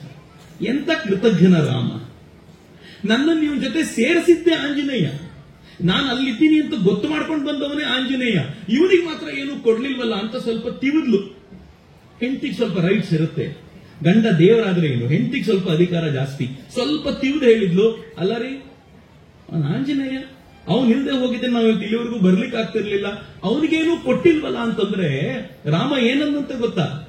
ಅವನಿಗೇನು ಕೊಡ್ಲಿಲ್ಲ. ಯಾಕೆ ಅಂದ್ರೆ ಆಂಜನೇಯನಿಗೆ ಕೊಡಬಹುದಾದ ಯಾವ ವಸ್ತುವು ನನ್ನ ಹತ್ರ ಇಲ್ಲ ಅಂದ. ಏನ್ ಚಂದ, ನಂಗೆ ರಾಮ ಗಿರೇಟು ಆಂಜನೇಯ ಗಿರೇಟು ಅಂತ ಹುಡುಕೋದು ಕಷ್ಟ ಇಲ್ಲಿ ಅಂತ. ಏನೂ ಇಲ್ವಲ್ಲ ಅಂದ ರಾಮ. ಹಂಗಂದ ತಕ್ಷಣ ಅವಳು ಹೇಳಿದ್ಲು, ನೀವು ಸುಮ್ಮನೆ ತಪ್ಪಿಸ್ಕೊಳ್ಳಿಕ್ಕೆ ಮಾತು ಹೇಳ್ತೀರಿ, ನಾನೇ ಕೊಡ್ತೀನಿ ಆಂಜನೇಯನಿಗೆ ಅಂತ ಹೇಳಿ ಕರೆದು ಬಿಟ್ಟು ತನ್ನ ಕೊರಳಲ್ಲಿದ್ದ ಅತ್ಯಂತ ಶ್ರೇಷ್ಠವಾದ ಮುತ್ತಿನ ಮಣಿಗಳಿಂದ ಕೂಡಿರುವಂತ ಕಂಠೀಹಾರವನ್ನ ತೆಗೆದು ಆಂಜನೇಯನಿಗೆ ಹಾಕಿ, ಇದು ನಾನು ಮತ್ತು ರಾಮ ನಿನಗೆ ಕೊಡ್ತಾ ಇರುವಂತ ಉಡುಗೊರೆ. ಬಹಳ ಖುಷಿಯಿಂದ ಆಂಜನೇಯ ನನಗೂ ಉಡುಗೊರೆ ಸಿಕ್ತಲ್ಲ ಅಂತ ಬಹಳ ಖುಷಿಯಿಂದ ಹೋದ. ಎಲ್ಲ ಕಾರ್ಯಕ್ರಮ ಮುಗಿದ ನಂತರ ಸೀತೆ ನೋಡ್ಕೊಳ್ತಾ ಬಂದ್ರೆ ಒಂದು ಮರದ ಹಿಂದೆ ಕೂತಿದ್ದ ಆಂಜನೇಯ, ಸೀತೆಗೆ ಬಹಳ ಕೋಪ ಬಂತು. ಯಾಕೆ ಕೋಪ ಬಂತು ಅಂತಂದ್ರೆ, ಈ ಆಂಜನೇಯ ಒಂದೊಂದು ಮಣಿಯನ್ನು ಒಡೆದು ಬಿಸಾಕ್ತಿದ್ದ, ಆ ಕಡೆ ಈ ಕಡೆ ಬಿಸಾಕ್ತಿದ್ದ. ಬಹಳ ಕೋಪ ಬಂತು ಇವಳಿಗೆ. ನೀನು ವಾನರ ಅನ್ನೋದು ವಾನರನೇ ಕಣ, ನಾನು ಅತ್ಯಂತ ಅಮೂಲ್ಯವಾಗಿರುವಂತ ಈ ಮಣಿಯ ಹಾರವನ್ನು ಕೊಟ್ಟರೆ ಒಡೆದೊಡೆದು ಬಿಸಾಕ್ತಿದ್ಯಲ್ಲ ನೀನು. ಹಂಗಂದ ತಕ್ಷಣ ಆಂಜನೇಯ ಹೇಳಿದಂತೆ, ಇಲ್ಲ ತಾಯಿ, ನಾನು ಹಾಗೆ ಹೊಡೆಯುತ್ತಾ ಇಲ್ಲ, ನಾನು ನೀನು ಇಷ್ಟು ಅಮೂಲ್ಯವಾದ್ದು ಅಂತ ಕೊಟ್ಟಿದ್ಯಲ್ಲ, ಪ್ರತಿಯೊಂದು ಮಣಿಯನ್ನು ಒಡೆದು ನನ್ನ ರಾಮ ಕಾಣ್ತಾ ಇದ್ದಾನ ನೋಡ್ತಿದ್ದೀನಿ. ಈ ಮಣಿಯಲ್ಲಿ ರಾಮ ಇಲ್ಲ, ಅದಕ್ಕೆ ಬಿಸಾಕ್ದೆ. ಇನ್ನೊಂದು ಹೊಡಿತೀನಿ, ರಾಮ ಕಾಣ್ತಾನ ನೋಡ್ತೀನಿ ಅಂತ ಎಲ್ಲ ಮಣಿಯನ್ನು ಒಡೆದು ಬಿಸಾಕಿದ. ರಾಮ ಇಲ್ಲ ತಾಯಿ, ಮತ್ತೆ ಯಾವ ಅಮೂಲ್ಯ ಈ ಹಾರ, ಅದಕ್ಕೆ ನಾನೆಲ್ಲ ತೆಗೆದು ಹಾಕಿದೆ ಅಂತ ಅಂದ್ಬಿಟ್ನಂತ. ಆಗ ಸೀತೆಗೆ ಗೊತ್ತಾಯ್ತು, ರಾಮ ಹೇಳಿದ್ನಲ್ಲ ಆಂಜನೇಯನಿಗೆ ಕೊಡ್ಲಿಕ್ಕೆ ನನ್ನ ಹತ್ರ ಏನೂ ಇಲ್ಲ, ನಾನೇ ಹೋಗ್ಬೇಕಷ್ಟೇ ಅವನಿಗೇನಾದ್ರೂ ಗಿಫ್ಟ್ ಕೊಡಬೇಕು ಅಂತಂದ್ರೆ, ಇನ್ ನಾನು ಏನ್ ಕೊಡ್ಲಿ ಅವನಿಗೆ ಅಂತ. ಏನ್ ಚಂದ, ಈ ಆಂಜನೇಯ ಬರೀ ಆಂಜನೇಯ ವ್ಯಕ್ತಿ ಮಾತ್ರ ಅಲ್ಲ, ನನ್ನೊಳಗೂ ಅದೇ ಆಂಜನೇಯ, ನಿಮ್ಮೊಳಗೂ ಅದೇ ಆಂಜನೇಯ. ಎಲ್ಲಿ ಭಗವಂತನಿಲ್ಲವೋ ಭಾರತೀಯ ಸಮಾಜ ಅದನ್ನು ಒಪ್ಪಿಕೊಳ್ಳೋದಿಲ್ಲ. ಅಕಸ್ಮಾತ್ ಒಪ್ಪಿಕೊಂಡ್ರೆ ಅವರು ಭಾರತದಿಂದ ದೂರ ಆಗಿದ್ದಾರೆ ಅಂತ ಅರ್ಥ. ನಿಮಗೇನಾದ್ರೂ ಭಗವಂತನಿಲ್ಲದ ಏನಾದ್ರೂ ಒಪ್ಪಿಗೆ ಆಯ್ತು ಅಂತಂದ್ರೆ ನೀವು ಭಾರತದಿಂದ ದೂರ ಹೋಗಿದ್ದೀರಿ ಅಂತ ಅರ್ಥ. ಅದರ ಒಪ್ಪಿಗೆ ಆಗತ್ತೇನು? ನನಗೆ ಬಹಳ ಸಂತೋಷ ಅನ್ನಿಸ್ತು. ಇವತ್ತು ನಾವು ಪುಸ್ತಕದ ಲೋಕಾರ್ಪಣೆ ಇಲ್ಲಿ ಮಾಡಲಾಯಿತು. ಹೇಗ್ ಮಾಡಿದ್ದು? ಪುಸ್ತಕಗಳಿಗೆ ಪೂಜೆ ಮಾಡಿ ಲೋಕಾರ್ಪಣೆ ಮಾಡಿದ್ದು. ಯಾಕೆ ಅಂದ್ರೆ ಇದು ಪುಸ್ತಕ ಅಲ್ಲ, ಸರಸ್ವತಿ ಎನ್ನುವಂತ ಭಾವ. ಆ ಪುಸ್ತಕ ಇದು ಪೇಪರ್ ರೀ. ನೀವು ಪ್ರಿಂಟಿಂಗ್ ಪ್ರೆಸ್ಸಿಗೆ ಹೋದ್ರೆ ಇದನ್ನ ಪೇಪರ್ ಅಂತಾರೆ, ಇದಕ್ಕಿಂತ ಹೆಚ್ಚಿನ ವ್ಯಾಲ್ಯೂ ಇಲ್ಲ. ಆದ್ರೆ ಈ ಪೇಪರ್ಗೂ ಒಂದು ಭಗವಂತನ ಆ ತತ್ವವನ್ನು ತುಂಬುವಂತ ಪ್ರಯತ್ನ ಇದೆಯಲ್ಲ, ಎಲ್ಲಿ ಆ ಪ್ರಯತ್ನ ಆಗುತ್ತೋ ಅಲ್ಲಿ ಭಾರತೀಯತೆ ಖಂಡಿತವಾಗೂ ಕಾಣುತ್ತೆ ಅಂತ. ಹೀಗಾಗಿ ಭಾರತೀಯ ದರ್ಶನಗಳಿದೆಯಲ್ಲ, ಅದು ಜಗತ್ತಿನ ಅತ್ಯಂತ ಶ್ರೇಷ್ಠ ದರ್ಶನಗಳು. ಜಗತ್ತೆಲ್ಲ ಭಗವಂತನನ್ನು ಎಲ್ಲಿ ಹುಡುಕುತ್ತೆ ಗೊತ್ತಾ? ನಾನೊಂದು ತೌಲನಿಕ ಅಧ್ಯಯನ ಮಾಡ್ತೀನಿ ನಿಮ್ಮ ಎದುರುಗಡೆ. ಜಗತ್ತೆಲ್ಲ, ನೀವು ಇಸ್ಲಾಂ ನೋಡಿ, ಕ್ರಿಶ್ಚಿಯಾನಿಟಿ ನೋಡಿ, ಇವರೆಲ್ಲರೂ ಭಗವಂತ ಎಲ್ಲಿದ್ದಾನೆ ಅಂತ ಕೇಳಿದ್ರೆ ಸ್ವರ್ಗದಲ್ಲಿದ್ದಾನೆ ಅಂತ ಕೈ ತೋರಿಸ್ತಾರೆ. ಸ್ವರ್ಗದಲ್ಲಿರುವಂತ ಭಗವಂತನನ್ನ ನೋಡೋದು ಹೆಂಗೆ ಅಂತ ಕೇಳಿದ್ರೆ ಅವರೆಲ್ಲ ಏನ್ ಹೇಳ್ತಾರೆ ಗೊತ್ತಾ? ಈಗ ಕಾಣಲ್ಲ, ಸತ್ತ ಮೇಲೆ ಕಾಣಿಸ್ತಾನೆ ಅಂತ. ಆಯ್ತಪ್ಪ, ಯಾರಾದ್ರೂ ಸತ್ತವರು ನೋಡಿ ಇವರು ಬಂದು ಹೇಳಿ ಅಂದ್ರೆ ಸತ್ತವ್ರು ಹೆಂಗೆ ಹೇಳೋದು? ನೀನು ಸತ್ತೋಗು, ನಿಂಗೆ ದೇವರು ಕಾಣ್ತಾನೆ, ಹೀಗೆ ಹೇಳೋದು. ಜಗತ್ತಿನ ಅನೇಕ ತತ್ವ ಚಿಂತನೆಗಳು ಹೀಗೆ ನಡೆಯುತ್ತೆ. ಆದ್ರೆ ಭಾರತದವ್ರನ್ನ ಬಂದು ಕೇಳಿ ಭಗವಂತ ಎಲ್ಲಿದ್ದಾನೆ ಅಂತ ಕೇಳಿದ್ರೆ ಅಲ್ಲೆಲ್ಲೋ ಇದ್ದಾನೆ ಅಲ್ಲ. ಈಶಾವಾಸ್ಯೋಪನಿಷತ್ ಹೇಳುತ್ತೆ, ತದೇ ಜತಿ ತನ್ನೈ ಜತಿ ತದ್ದೂರೇ ತದ್ವಂತಿಕೆ. ಭಗವಂತ ಎಲ್ಲಿದ್ದಾನೆ? ಭಗವಂತ ದೂರದಲ್ಲಿದ್ದಾನೆ, ಭಗವಂತ ಒಳಗೆ ಕೂತಿದ್ದಾನೆ. ಭಗವಂತ ಎಲ್ಲರ ಒಳಗೂ ಅಡಗಿದ್ದಾನೆ. ಜಗತ್ನಲ್ಲಿ ಯಾವುದಾದ್ರೂ ಒಂದು ದರ್ಶನ ಭಗವಂತ ಎಲ್ಲರೊಳಗೂ ಇದ್ದಾನೆ ಅಂತ ಹೇಳಿದ್ರೆ ಅದು ಭಾರತೀಯ ದರ್ಶನ ಮಾತ್ರ, ಹಿಂದೂ ದರ್ಶನಗಳು ಮಾತ್ರ. ಇನ್ಯಾರಿಗೂ ಈ ತರದ ಸಾಮರ್ಥ್ಯ ಇಲ್ಲ. ಹಾಗಿದ್ರೆ ಒಳಗಿರೋ ಭಗವಂತನನ್ನು ತೋರಿಸಿ ಪೀಕಲಾಟ ಉಟ್ಕೊಳ್ಳೋದು. ಈಗ ಹೇಳೋದು ಬಹಳ ಸುಲಭ, ತೋರಿಸೋದು ಬಹಳ ಕಷ್ಟ. ನಾನು ಹೇಳಬಲ್ಲೆ, ಗಂಟೆಗಟ್ಟಲೆ ಭಗವಂತನ ಕುರಿತಂತೆ ಮಾತಾಡೋದೇನು ಕಷ್ಟ ಅಲ್ಲ, ಪುಸ್ತಕ ಓದಿರೋದ್ರಿಂದ ಮಾತನಾಡಬಹುದು. ನೀವು ಯಾರಾದ್ರೂ ಎದ್ದು ಬಂದು ತೋರಿಸಿ ಅಂದ್ರೆ ಎಲ್ಲಿಂದ ತೋರಿಸಿ? ಅದು ನೋಡಿದವನಿಗೆ ಮಾತ್ರ ಸಾಧ್ಯ. ರಾಮಕೃಷ್ಣ ಪರಮಹಂಸರ ಹತ್ರ ನರೇಂದ್ರ ಅನ್ನುವಂತ ಒಬ್ಬ ತರುಣ ಹೋದ. ತರುಣ ಹೋಗಿದ ತಕ್ಷಣ ರಾಮಕೃಷ್ಣ ಪರಮಹಂಸರನ್ನು ನೋಡಿದ್ರು. ಅಯ್ಯೋ ನರೇನ್, ನಿನಗೋಸ್ಕರ ಎಷ್ಟು ವರ್ಷದಿಂದ ಕಾಯ್ತಾ ಇದ್ದೀನಿ, ಎಷ್ಟು ತಡ ಮಾಡಿಯಪ್ಪ, ನನ್ ತಡ ಮಾಡ್ಬಿಟ್ಟೆ ನೀನ್ ಬರ್ಲಿಕ್ಕೆ ಅಂತಂದ್ರು. ಅಂದ ತಕ್ಷಣ ಈ ನರೇಂದ್ರ ಅನ್ಕೊಂಡ, ಏನ್ ಹುಚ್ಚಪ್ಪ ಇವನು, ನಾನು ಇವತ್ತೇ ಮೊದಲನೇ ಬಾರಿ ಭೇಟಿ ಮಾಡ್ತಿದ್ದೀನಿ, ಎಷ್ಟು ವರ್ಷದಿಂದ ಕಾಯ್ತಾ ಇದ್ದೀನಿ ಅಂತ ಹೇಳ್ತಾರೆ. ನಾನು ಈ ಹುಚ್ಚು ನಂಬ್ಕೊಂಡು ಇಲ್ಲಿಗೆ ಬಂದ್ಬಿಟ್ನಲ್ಲ ಅಂತಂದ್ರೆ ರಾಮಕೃಷ್ಣರು ಸ್ವಲ್ಪ ಹೊತ್ತು ಮಾತನಾಡಿದ್ಮೇಲೆ ಅವ್ನು ಕೇಳಿದ, ನೀವು ದೇವರನ್ನು ನೋಡಿದೀರಾ? ರಾಮಕೃಷ್ಣರು ಒಂದು ಎಂತ ಪ್ರಶ್ನೆ ಕೇಳ್ತೀಯ? ನಿನ್ನನ್ನು ನೋಡುವಷ್ಟು ಚೆನ್ನಾಗಿ ನಾನು ದೇವ್ರನ್ನ ನೋಡ್ತೀನಿ, ದೇವ್ರ ಜೊತೆ ಮಾತಾಡ್ತೀನಿ ಅಂದ್ರು. ನಾನು ನೀವಾಗಿದ್ರೆ ಕಾಲಿಗೆ ಬಿದ್ದು ಬಿಡ್ತಿದ್ವೇನು, ಇದು ನಿಜಕ್ಕೂ ಪವಾಡ ಅಂತ. ಆದ್ರೆ ನರೇಂದ್ರ ಸುಮ್ಮನೆ ವ್ಯಕ್ತಿ ಅಲ್ಲ, ವಿವೇಕಾನಂದರಲ್ಲ. ಅವ್ರು ಮುಂದೆ ಪ್ರಶ್ನೆ ಕೇಳಿದ್ರು, ನೀವು ನೋಡಿರೋ ದೇವರನ್ನ ನನಗೆ ತೋರಿಸಬಲ್ಲಿರಾ? ಹಂಗಂದ ತಕ್ಷಣ ರಾಮಕೃಷ್ಣ ಹೇಳಿದ್ರು, ನಿನಗಲ್ದೆ ಮತ್ತೆ ಯಾರಿಗೆ ತೋರಿಸ್ತೀನಿ? ನಾನು ನಿನಗೆ ದೇವರನ್ನಷ್ಟೇ ತೋರಿಸಲ್ಲ, ಪ್ರತಿಯೊಬ್ಬ ಮಾನವನ ಹೃದಯದಲ್ಲಿ ಅಡಗಿರುವ ಭಗವಂತನನ್ನ ತೋರಿಸ್ಲಿಕ್ಕೋಸ್ಕರ ಬಂದಿದ್ದೀನಿ, ನಿನಗೆ ತೋರಿಸ್ತೀನಿ, ಬಾ ಕೂತ್ಕೋ ಅಂತ ತಮ್ಮ ಬಲಗಾಲನ್ನು ತೆಗೆದು ಅವನ ಎದೆ ಮೇಲಿತ್ತು. ಅವ ತರುಣ, ಪ್ರಾಬಬ್ಲಿ ಆವಾಗ ಸ್ವಾಮಿ ವಿವೇಕಾನಂದರಿಗೆ 22-23 ವರ್ಷದ ಹುಡುಗ. ರಾಮಕೃಷ್ಣ ಜೊತೆ ಅವರು ಇದ್ದಿದ್ದು ಒಂದು 6 ವರ್ಷದ ಪೀರಿಯಡ್. ಈ 6 ವರ್ಷದ ಮೊದಲನೇ ಭೇಟಿ, 2ನೇ ಭೇಟಿ ಅದು ವಾಸ್ತವವಾಗಿ. ಆ 2ನೇ ಭೇಟಿಯಲ್ಲಿ ಎದೆ ಮೇಲೆ ಕಾಲಿಟ್ಟರು. ಕಾಲಿಟ್ಟ ತಕ್ಷಣ ವಿವೇಕಾನಂದರು ಮುಂದೆ ಹೇಳಿಕೊಳ್ತಾರೆ, ಇಡೀ ಭೂಮಿ ಗಿರಿಗಿರಿ ಗಿರಿಗಿರಿ ತಿರುಗದಂತ ಅನುಭವ ಆಯ್ತು ನನಗೆ. ನನ್ನ ಕೂತಿದ್ದ ಕೊಠಡಿ ಕೋಣೆಯ ಬಾಗಿಲುಗಳೆಲ್ಲ ತಿರುಗಿ ನನ್ನ ತಲೆ ಹೋಗಿದ್ವು. ನಾನು ಒಂದು ಸ್ವಲ್ಪ ಹೊತ್ತು ಏನಾಯ್ತು ಅಂತ ಗೊತ್ತಾಗಲಿಲ್ಲ. ಆಮೇಲೆ ಚೀರಾಡಿದ್ರಂತೆ ಅವರು, ನನಗೆ ದಯವಿಟ್ಟು ಕಾಪಾಡಿ, ನನ್ನನ್ನ ಬಿಟ್ಟುಬಿಡಿ, ನನ್ನನ್ನ, ನನಗೆ ಅಪ್ಪ ಅಮ್ಮ ಇದ್ದಾರೆ, ನನಗೆ ಅಕ್ಕಂದಿರಿದ್ದಾರೆ, ನನಗೆ ತಮ್ಮಂದಿರಿದ್ದಾರೆ, ಬಿಟ್ಟುಬಿಡಿ ನನ್ನ ಅಂತಂದಾಗ ರಾಮಕೃಷ್ಣರ ಕಾಲು ತೆಗೆದು ಎದೆ ಸವರಿ, ಸದ್ಯಕ್ಕೆ ಇಟ್ಟು ಸಾಕು, ಇವತ್ತು ಹೋಗು ಮನೆಗೆ ಅಂತ ಕಳಿಸ್ಕೊಟ್ರು. ಮುಂದೆ ಎಂತ ಅದ್ಭುತ ನಡೀತು. ಒಳಗಿದ್ದ ಭಗವಂತನನ್ನ ತೋರಿಸುವ ಸಾಮರ್ಥ್ಯ ಯಾರಿಗಿದೆ ಅಂತಂದ್ರೆ ಈ ನಾಡಿನ ಗುರುಗಳಿಗಿದೆ. ಹಾಗಂತ ಗುರುಗಳು ಮಾತ್ರ ಅಂತ ತಿಳ್ಕೊಳ್ಬೇಡಿ. ಅಂದ್ರೆ ಯಾರೋ ಇದನ್ನು ಹೇಳಿದ್ರೆ ಮಾತ್ರ ನಂಬಬೇಕು ಅಂತಲ್ಲ. ಈ ದೇಶ ಎಂಥ ಶಾಸ್ತ್ರವನ್ನ ಡೆವಲಪ್ ಮಾಡ್ತು ಅಂತಂದ್ರೆ ಅಷ್ಟಾಂಗ ಯೋಗದ ಮೂಲಕ ಯಮ, ನಿಯಮ, ಆಸನ, ಪ್ರಾಣಾಯಾಮ, ಪ್ರತ್ಯಾಹಾರ, ಧಾರಣ, ಧ್ಯಾನ, ಸಮಾಧಿಗಳ ಮೂಲಕ ಒಳಗೆ ಅಡಗಿರುವ, ಒಳಗೆ ಕುಳಿತಿರುವಂತಹ ಭಗವಂತನನ್ನ ಪ್ರತಿಯೊಬ್ಬರೂ ಸಾಕ್ಷಾತ್ಕರಿಸಿಕೊಳ್ಳಬಹುದು ಅಂತ ಸ್ಕೂಲಿನ ಸಿಲೆಬಸ್ನ ತರ ಭಗವಂತನ ಸಾಕ್ಷಾತ್ಕಾರಕ್ಕೆ ಒಂದು ಸಿಲೆಬಸ್ ಮಾಡಿರುವಂತ ಯಾವುದಾದ್ರೂ ದೇಶ ಇದ್ರೆ ಅದು ಭಾರತ ಮಾತ್ರ. ಇನ್ಯಾವುದಾದ್ರೂ ದೇಶ ಹುಡುಕಿ ಕೊಡಿ ನೋಡೋಣ.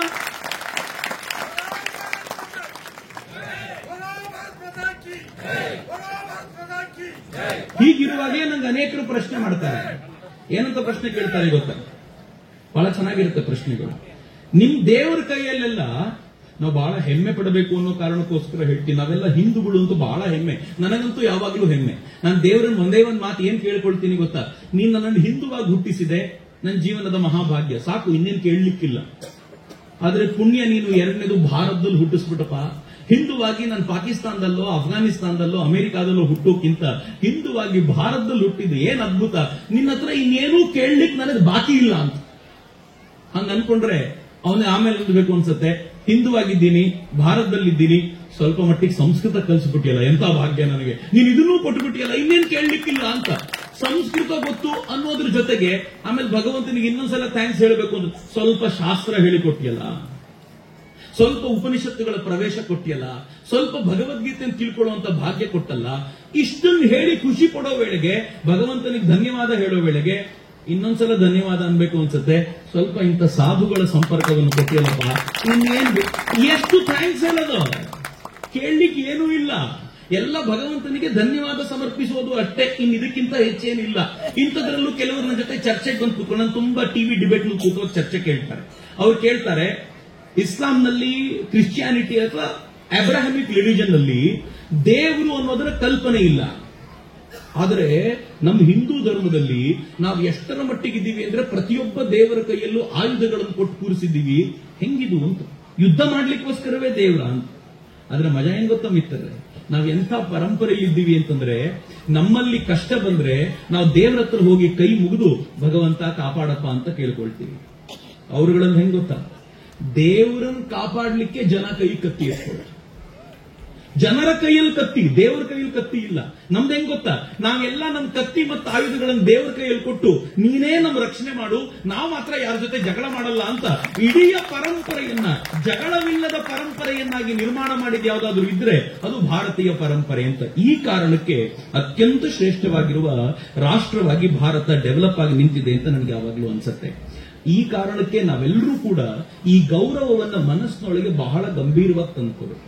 ಯಾರ್ಯಾರು ಇಲ್ಲಿ ತರುಣರಿದ್ದೀವೋ ನಾವೆಲ್ಲರೂ ಈ ಗೌರವವನ್ನ, ಈ ಭಾವನೆಯನ್ನ, ನಮ್ಮ ಋಷಿ ಪರಂಪರೆಯನ್ನ ನಾವು ಹೆಮ್ಮೆಯಿಂದ ಯಾವಾಗ ಹೇಳ್ಕೊಳ್ಳಿಕ್ ಸಾಧ್ಯವಾಗುತ್ತೋ, ಹೆಮ್ಮೆಯಿಂದ ಅರಿತುಕೊಳ್ಳಿಕ್ ಸಾಧ್ಯವಾಗುತ್ತೋ ಅದಕ್ಕೆ ಪೂರಕವಾಗಿರುವಂತಹ ಒಂದು ಶ್ರೇಷ್ಠ ರಾಷ್ಟ್ರವಾಗಿ ನಿರ್ಮಾಣಗೊಳ್ತೀವಿ. ನಿಮ್ಗೆ ಗೊತ್ತಿರಲಿ, ಇವತ್ತು ಜಗತ್ತಿನ ಒಂದು ಶ್ರೇಷ್ಠ ರಾಷ್ಟ್ರವಾಗಿ ಭಾರತವನ್ನು ಗುರುತಿಸೋದು ಯಾಕೆ ಅಂದರೆ ನಮ್ಮ ಮಿಲಿಟರಿ ಪವರ್ ಕಾರಣಕ್ಕೋಸ್ಕರ ಅಲ್ಲ, ನಮ್ಮ ಹತ್ರ ಎಷ್ಟು ದುಡ್ಡಿದೆ ಅನ್ನೋ ಕಾರಣಕ್ಕೋಸ್ಕರ ಅಲ್ಲ. ಹಾಗೇನಾದ್ರೂ ದುಡ್ಡೇ ಒಂದು ರಾಷ್ಟ್ರದ ಶ್ರೇಷ್ಠತೆಯನ್ನು ಗುರುತಿಸೋದಾಗಿದ್ರೆ ಜಗತ್ತಿನ ಅತ್ಯಂತ ಶ್ರೇಷ್ಠ ರಾಷ್ಟ್ರ ಅಮೆರಿಕ ಅಂತ ಆಗಬೇಕಾಗಿತ್ತು. ಆದರೆ ಇವತ್ತಿಗೂ ಯಾವುದಾದ್ರೂ ರಾಷ್ಟ್ರದ ಬುದ್ಧಿವಂತರು ಇನ್ನೊಂದು ರಾಷ್ಟ್ರಕ್ಕೆ ಬಂದು ಆ ರಾಷ್ಟ್ರಕ್ಕೆ ನಮಸ್ಕಾರ ಮಾಡ್ತಾರೆ ಅಂತಂದ್ರೆ ಅದು ನಮ್ಮ ಭಾರತಕ್ಕೆ ಮಾತ್ರ. ಇವತ್ತಿಗೂ ಹಾಗೆ ಇದೆ. ಹೇಗೆ ಸಾಧ್ಯ ಆಯಿತು ಇದು ಅಂತಂದ್ರೆ ಈ ದೇಶದ ಋಷಿ ಮುನಿಗಳು ಅಂತದ್ದೊಂದು ಶ್ರೇಷ್ಠ ಪರಂಪರೆ ಕಟ್ಟಿಕೊಟ್ಟಿದ್ದಾರೆ. ನಾವು ಆ ಋಷಿ ಮುನಿಗಳಿಗೆ ಇಲ್ಲಿನ ಶ್ರೇಷ್ಠ ವಿಚಾರಧಾರೆಗೆ ಗೌರವ ಸಮರ್ಪಿಸುವಂತ ಹೊತ್ತು ಇದು. ಆ ಸಮರ್ಪಣೆಗೆ ನಾವೆಲ್ಲರೂ ಸಿದ್ಧರಾಗಬೇಕಾಗಿದೆ. ಆ ಸಮರ್ಪಣೆಗೆ ಬೇಕಾಗಿರುವಂತಹ ಒಂದು ವ್ಯವಸ್ಥೆಯನ್ನ ಇಲ್ಲೇನ್ ಸ್ವಾಮೀಜಿ ಮಾಡಿಕೊಟ್ಟಿದ್ದಾರೆ ಅದನ್ನು ಬಹುಶಃ ನಾನಲ್ಲ, ವೇದಿಕೆ ಮೇಲೆ ಇದನ್ನು ನೋಡ್ತಾ ಇರುವಂತಹ ಪ್ರತಿಯೊಬ್ಬರು ಆಶ್ಚರ್ಯಚಕಿತರಾಗಿ ಬಹಳ ಪ್ರೀತಿಯಿಂದ ಅದನ್ನು ಗಮನಿಸುವಂತವರಾಗಿದ್ದಾರೆ. ನಾವೆಲ್ಲರೂ ಈ ಕುರಿತಂತೆ ಹೆಚ್ಚಿನ ಆನಂದವನ್ನು ಪಡೆಯುವಂತ ಹೊತ್ತು. ನನಗೆಲ್ಲ ತಾಯಂದಿರನ್ನು ನೋಡಿದಾಗ ಬಹಳ ಸಂತೋಷ ಅನ್ಸುತ್ತೆ. ಎಲ್ಲರೂ ತಲೆಯ ಮೇಲೆ ಸೆರಗನ್ನು ಹಾಕೊಂಡು ಎಷ್ಟು ಅದ್ಭುತವಾಗಿ ಕಾಣುತ್ತೆ ಅಂತಂದ್ರೆ ನನಗೆ ಆಮೇಲೆ ನಮ್ಮ ಆಚಾರ್ಯರು ಹೇಳಿದ್ರು ಇವೆಲ್ಲವೂ ಕೂಡ ಇಲ್ಲಿನ ಸ್ವಾಮೀಜಿಯವರು ಮಾಡಿರುವಂತ ವ್ಯವಸ್ಥೆಯ ಒಂದು ಭಾಗ ಅಂತ. ಹಾಗಂತ ಯಾರು ಒತ್ತಾಯಕ್ಕೆ ಹಾಕೊಂಡೇನು ಕೂತಿದ್ದಲ್ಲ. ಇದು ಭಾರತೀಯ ಸಂಸ್ಕೃತಿಯ ಒಂದು ಅಂಗವಾಗಿ ಎಷ್ಟು ಸುಂದರವಾಗಿ ಕಾಣುತ್ತೆ, ಎಷ್ಟು ಚಂದ ಕಾಣುತ್ತೆ. ಆ ಡಿಸಿಪ್ಲಿನ್ ಏನ್ ಕಾಣ್ತಿದ್ಯಲ್ಲ ಇದು ಬಹುಶಃ ಬೇರೆಲ್ಲೂ ಕಾಣ್ಲಿಕ್ಕೆ ಸಿಗದೆ ಇರುವಂತದ್ದು. ಹೇಗ್ ಸಾಧ್ಯ? ನಾನು ನೀವು ಹೇಳಿದ್ರೆ ಮನೇಲಿ ನಮ್ಮ ಅಕ್ಕ ತಂಗೀರ್ ಕೇಳಲ್ಲ ರೀ, ಕೇಳ್ತಾರೇನ್ರಿ?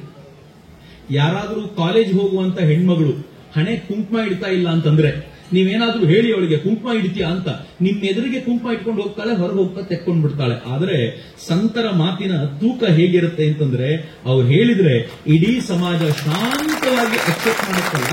ಅದು ಹೇಗೆ ಬರುತ್ತೆ ಅಂತಂದ್ರೆ ಅದು ಆ ಸಂತರು ಗಳಿಸಿರುವ ತಪೋ ನಿಷ್ಠೆಯಿಂದಾಗ, ಸಂತರು ಗಳಿಸಿರುವ ತಪಶಕ್ತಿಯಿಂದಾಗಿ ಅದು ನಮ್ಮಲ್ಲಿ ಬರುವಂತ ಅಪರೂಪದ ಶಕ್ತಿ ಅಂತ ನಾನು ಭಾವಿಸ್ತೀನಿ. ಈ ಶಕ್ತಿ ಈ ನಾಡಿನಲ್ಲಿ ಓತಪ್ರೋತವಾಗಿ ಹರಿತಾ ಇದೆ. ಯಾರದನ್ನು ಗುರುತಿಸಬಲ್ಲರೋ ಅವರದನ್ನು ಸ್ವೀಕಾರ ಮಾಡ್ತಾರೆ. ಇವತ್ತಿನ ಭಾರತ ಆಧ್ಯಾತ್ಮಿಕವಾಗಿ ಜಗತ್ತು ಗೌರವಿಸುವಂತೆ ಮತ್ತೊಮ್ಮೆ ಬೆಳೆದು ನಿಂತಿದೆ. ಹೇಗೆ ಬೆಳೆದು ನಿಂತಿದೆ ಅಂತಂದ್ರೆ ನಾನು ತಮಾಷೆ ಮಾಡ್ತಿದ್ದೆ, ದೇವರಿಗೂ ಈಗ ಭಾರತದ ಮೇಲೆ ವಿಶ್ವಾಸ ಬಂದಿದೆ ಅಂತ. ಒಂದು 1000 ವರ್ಷಗಳ ಕಾಲ ನಾವು ಅನ್ಯರ ಆಕ್ರಮಣದಲ್ಲಿದ್ವಿ. ನಮ್ಮ ಮೇಲೆ ಮುಸಲ್ಮಾನರ ಆಕ್ರಮಣ ಮಾಡಿದ್ರು, ನಮ್ಮ ಮೇಲೆ ಕ್ರಿಶ್ಚಿಯನ್ರ ಆಕ್ರಮಣ ಮಾಡಿದ್ರು, ಆಕ್ರಮಣ ಮಾಡಿ ಧ್ವಂಸಗೊಳಿಸಿದ್ರು, ನಮ್ಮ ದೇವಾಲಯಗಳನ್ನು ನಾಶ ಮಾಡಿದ್ರು, ಮೂರ್ತಿಗಳನ್ನು ಬಂಧಿಸಿದ್ರು, ನಮ್ಮ ಜಮೀನನ್ನ ಕಿತ್ಕೊಂಡ್ರು. ಈ ನಾಡಿನಿಂದ ಹೆಣ್ಣು ಮಕ್ಕಳನ್ನ ತೆಗೆದುಕೊಂಡು ಹೋಗಿ ಅರಬ್ ಸ್ಥಾನದಲ್ಲಿ ಮಾರಾಟ ಮಾಡಿದ್ರು. ಯಾರ್ಯಾರಿಲ್ಲಿ ಬಚಾವಾಗಿ ಉಳ್ಕೊಂಡಿದೀವೋ ಪುಣ್ಯವಂತರು ನಾವು. ನಮ್ಗೆ ಯಾವ ಪೂರ್ವಜರ ಕಾಲದಲ್ಲಿ ಅಲ್ಲಿ ತಗೊಂಡೋಗಿ ಮಾರಾಟಕ್ಕೆ ಒಳಗಾಗಿದ್ದಾರೋ ದೇವರೇ ಬಲ್ಲ. ಹಂಗೆಲ್ಲ ಮಾಡಿದ್ರು. ಅಷ್ಟಾದ ನಂತರವೂ ಕೂಡ ಅವ್ರದ್ದು ಒಂದೇ ಒಂದು ಕಲ್ಪನೆ ಇತ್ತು, ಹಿಂದೂ ಧರ್ಮವನ್ನ ನಾಶ ಮಾಡಬೇಕು ಅಂತ. ಇಷ್ಟಾದ್ರೂ ತಲೆ ಎತ್ಕೊಂಡು ಇವತ್ತಿನವರೆಗೂ ನಿಂತಿದೆ. ಆದ್ರೆ ಬಹಳ ಬಾರಿ ಅನ್ಸುತ್ತೆ ದೇವರುಗಳಿಗೂ ಟೆನ್ಷನ್ ಇತ್ತು, ದೇವರಿಗೂ ಒಂದು ಟೆನ್ಷನ್ ಇತ್ತು, ಏನ್ ಈ ಜನರನ್ನು ನಂಬ್ಕೊಂಡು ನಾನು ಯಾಕೆ ಬರಲಿ ಈ ದೇಶಕ್ಕೆ. ಆದ್ರೆ ಯಾವಾಗ ರಾಮ ಮಂದಿರವನ್ನ 500 ವರ್ಷಗಳ ನಂತರ ವಾಪಸ್ ಪಡ್ಕೊಂಡು ನಾವು ಭವ್ಯವಾಗಿರುವ ರಾಮ ಮಂದಿರವನ್ನು ಕಟ್ಟಿದ್ವೋ, ಯಾರೋ ಒಂದಿಬ್ರು ರಾಜಕಾರಣಿಗಳದನ್ನು ಮಾಡಿಬಿಟ್ಟಿದ್ರೆ ಬಹುಶಃ ಭಗವಂತನಿಗೆ ಧೈರ್ಯ ಬರ್ತಿರ್ಲಿಲ್ವೇನೋ. ಆದ್ರೆ ಅದರಲ್ಲಿ ಸಾಮಾನ್ಯ ಜನರ 1 ರೂಪಾಯಿಯನ್ನು ಹಾಕಿ ಕೆಲವು 1000 ಕೋಟಿಗಳನ್ನು ಸಂಗ್ರಹಿಸಿಕೊಂಡು ಒಂದು ಭವ್ಯವಾಗಿರುವ ರಾಮ ಮಂದಿರವನ್ನು ಕಟ್ಟಿದ ನಂತರ ಬಾಲರಾಮ ಮೊದಲು ಓಡಿ ಬಂದು ನಿಂತ. ನಾನಂತೂ ಬರ್ತೀನಪ್ಪ ಭಾರತಕ್ಕೆ. ನಿಮ್ಗೆ ಆಶ್ಚರ್ಯ ಅನ್ಸುತ್ತೆ, ಬಾಲರಾಮ ಬಂದ ನಂತರ ಕೃಷ್ಣ ಬರ್ಲಿಕ್ಕೆ ತಯಾರಾಗಿದ್ದಾನೀಗ. ಶಿವ ರೆಡಿಯಾಗಿ ಕೂತಿದ್ದ ನಾನು ಬರ್ತೀನಿ ಅಂತ. ಎಷ್ಟು ಚೆನ್ನಾಗಿದೆ ಅಂತಂದ್ರೆ ನಾನು ಇತ್ತೀಚೆಗೆ ಕರ್ನಾಟಕದಲ್ಲೇ ಒಂದು ಕಡೆ, ಉತ್ತರ ಕರ್ನಾಟಕದಲ್ಲೇ ವಿಶೇಷವಾಗಿ ಕೃಷ್ಣಾ ನದಿಯ ಬೆಲ್ಟ್ ನಲ್ಲೇ ಅಂತ ಅನ್ಸುತ್ತೆ, ಒಂದು ಅತ್ಯಂತ ಪ್ರಾಚೀನವಾಗಿರುವಂತ ವಿಗ್ರಹ ಸಿಕ್ತು. ಆ ವಿಗ್ರಹ ಎಲ್ಲಿಂದು ಅಂತ ಕೇಳಿದ್ರೆ ಉತ್ತರ ಭಾರತದ ಯಾವುದೋ ದೇವಸ್ಥಾನದ ವಿಗ್ರಹ. ಇಷ್ಟು ವರ್ಷ ಸಿಗ್ಲಿಲ್ಲ ರೀ, ಈಗ ಸಿಕ್ತು. ನಾನು ಗುಜರಾತಿನ ಕಚ್ನಿಂದ ಒಂದು ರಿಪೋರ್ಟ್ ನೋಡಿದೆ. ಕಳೆದ 7-8 ತಿಂಗಳಲ್ಲಿ ನಡೆದಿರೋ ಘಟನೆಗಳಿವೆಲ್ಲ. ಗುಜರಾತಿನ ಕಚ್ಚಿನ ಮರುಭೂಮಿಯಲ್ಲಿ, ಕಚ್ಚಿನ ಆ ಭೂಮಿಯಲ್ಲಿ ಒಂದು ಅತ್ಯಂತ ಪ್ರಾಚೀನವಾಗಿರುವಂತಹ ಶಿವಲಿಂಗ ಸಿಕ್ಕಿದೆ. ಎಂತ ಶಿವಲಿಂಗ ಅಂತಂದ್ರೆ ಅದು ಈ ಪಚ್ಚೆ ಕಲ್ಲು ಹೇಗಿರುತ್ತೋ ಹಾಗೆ ಹಳದಿಯ ಕಲ್ಲು, ಅತ್ಯಂತ ಅಪರೂಪವಾಗಿರುವಂತ ಕಲ್ಲು. ಅಂತ ಕಲ್ಲನ್ನ ಯಾರೋ ಯಾವತ್ತೋ ಆಕ್ರಮಣಕಾರರು ಬಂದಾಗ ಮುಚ್ಚಿಟ್ಟಿದ್ದು, ಈಗ ಶಿವ ಹೇಳಿದ್ದ ನಾನು ಇಲ್ಲಿದ್ದೀನಿ ಕಂಡ್ರೋ ತಗೊಳ್ಳಿ ನನ್ನನ್ನ ಅಂತ. ಅವನಿಗೊಂದು ಧೈರ್ಯ ಬಂದಿದೆ. ಈಗಿನ ಜನ ಪರವಾಗಿಲ್ಲ, ನನಗೋಸ್ಕರ ಹೋರಾಟ ಮಾಡ್ತಾರೆ, ನನ್ನನ್ನು ಉಳಿಸ್ಕೊಳ್ಳಿಕ್ಕೋಸ್ಕರ ಏನಾದ್ರೂ ಮಾಡ್ಲಿಕ್ಕೆ ಸಿದ್ಧವಾಗಿದ್ದಾರೆ. ಈ ದೇಶದ ಆಧ್ಯಾತ್ಮಿಕ ಪರಂಪರೆ ಮತ್ತೆ ಜಾಗೃತವಾಗ್ತಾ ಇದೆ.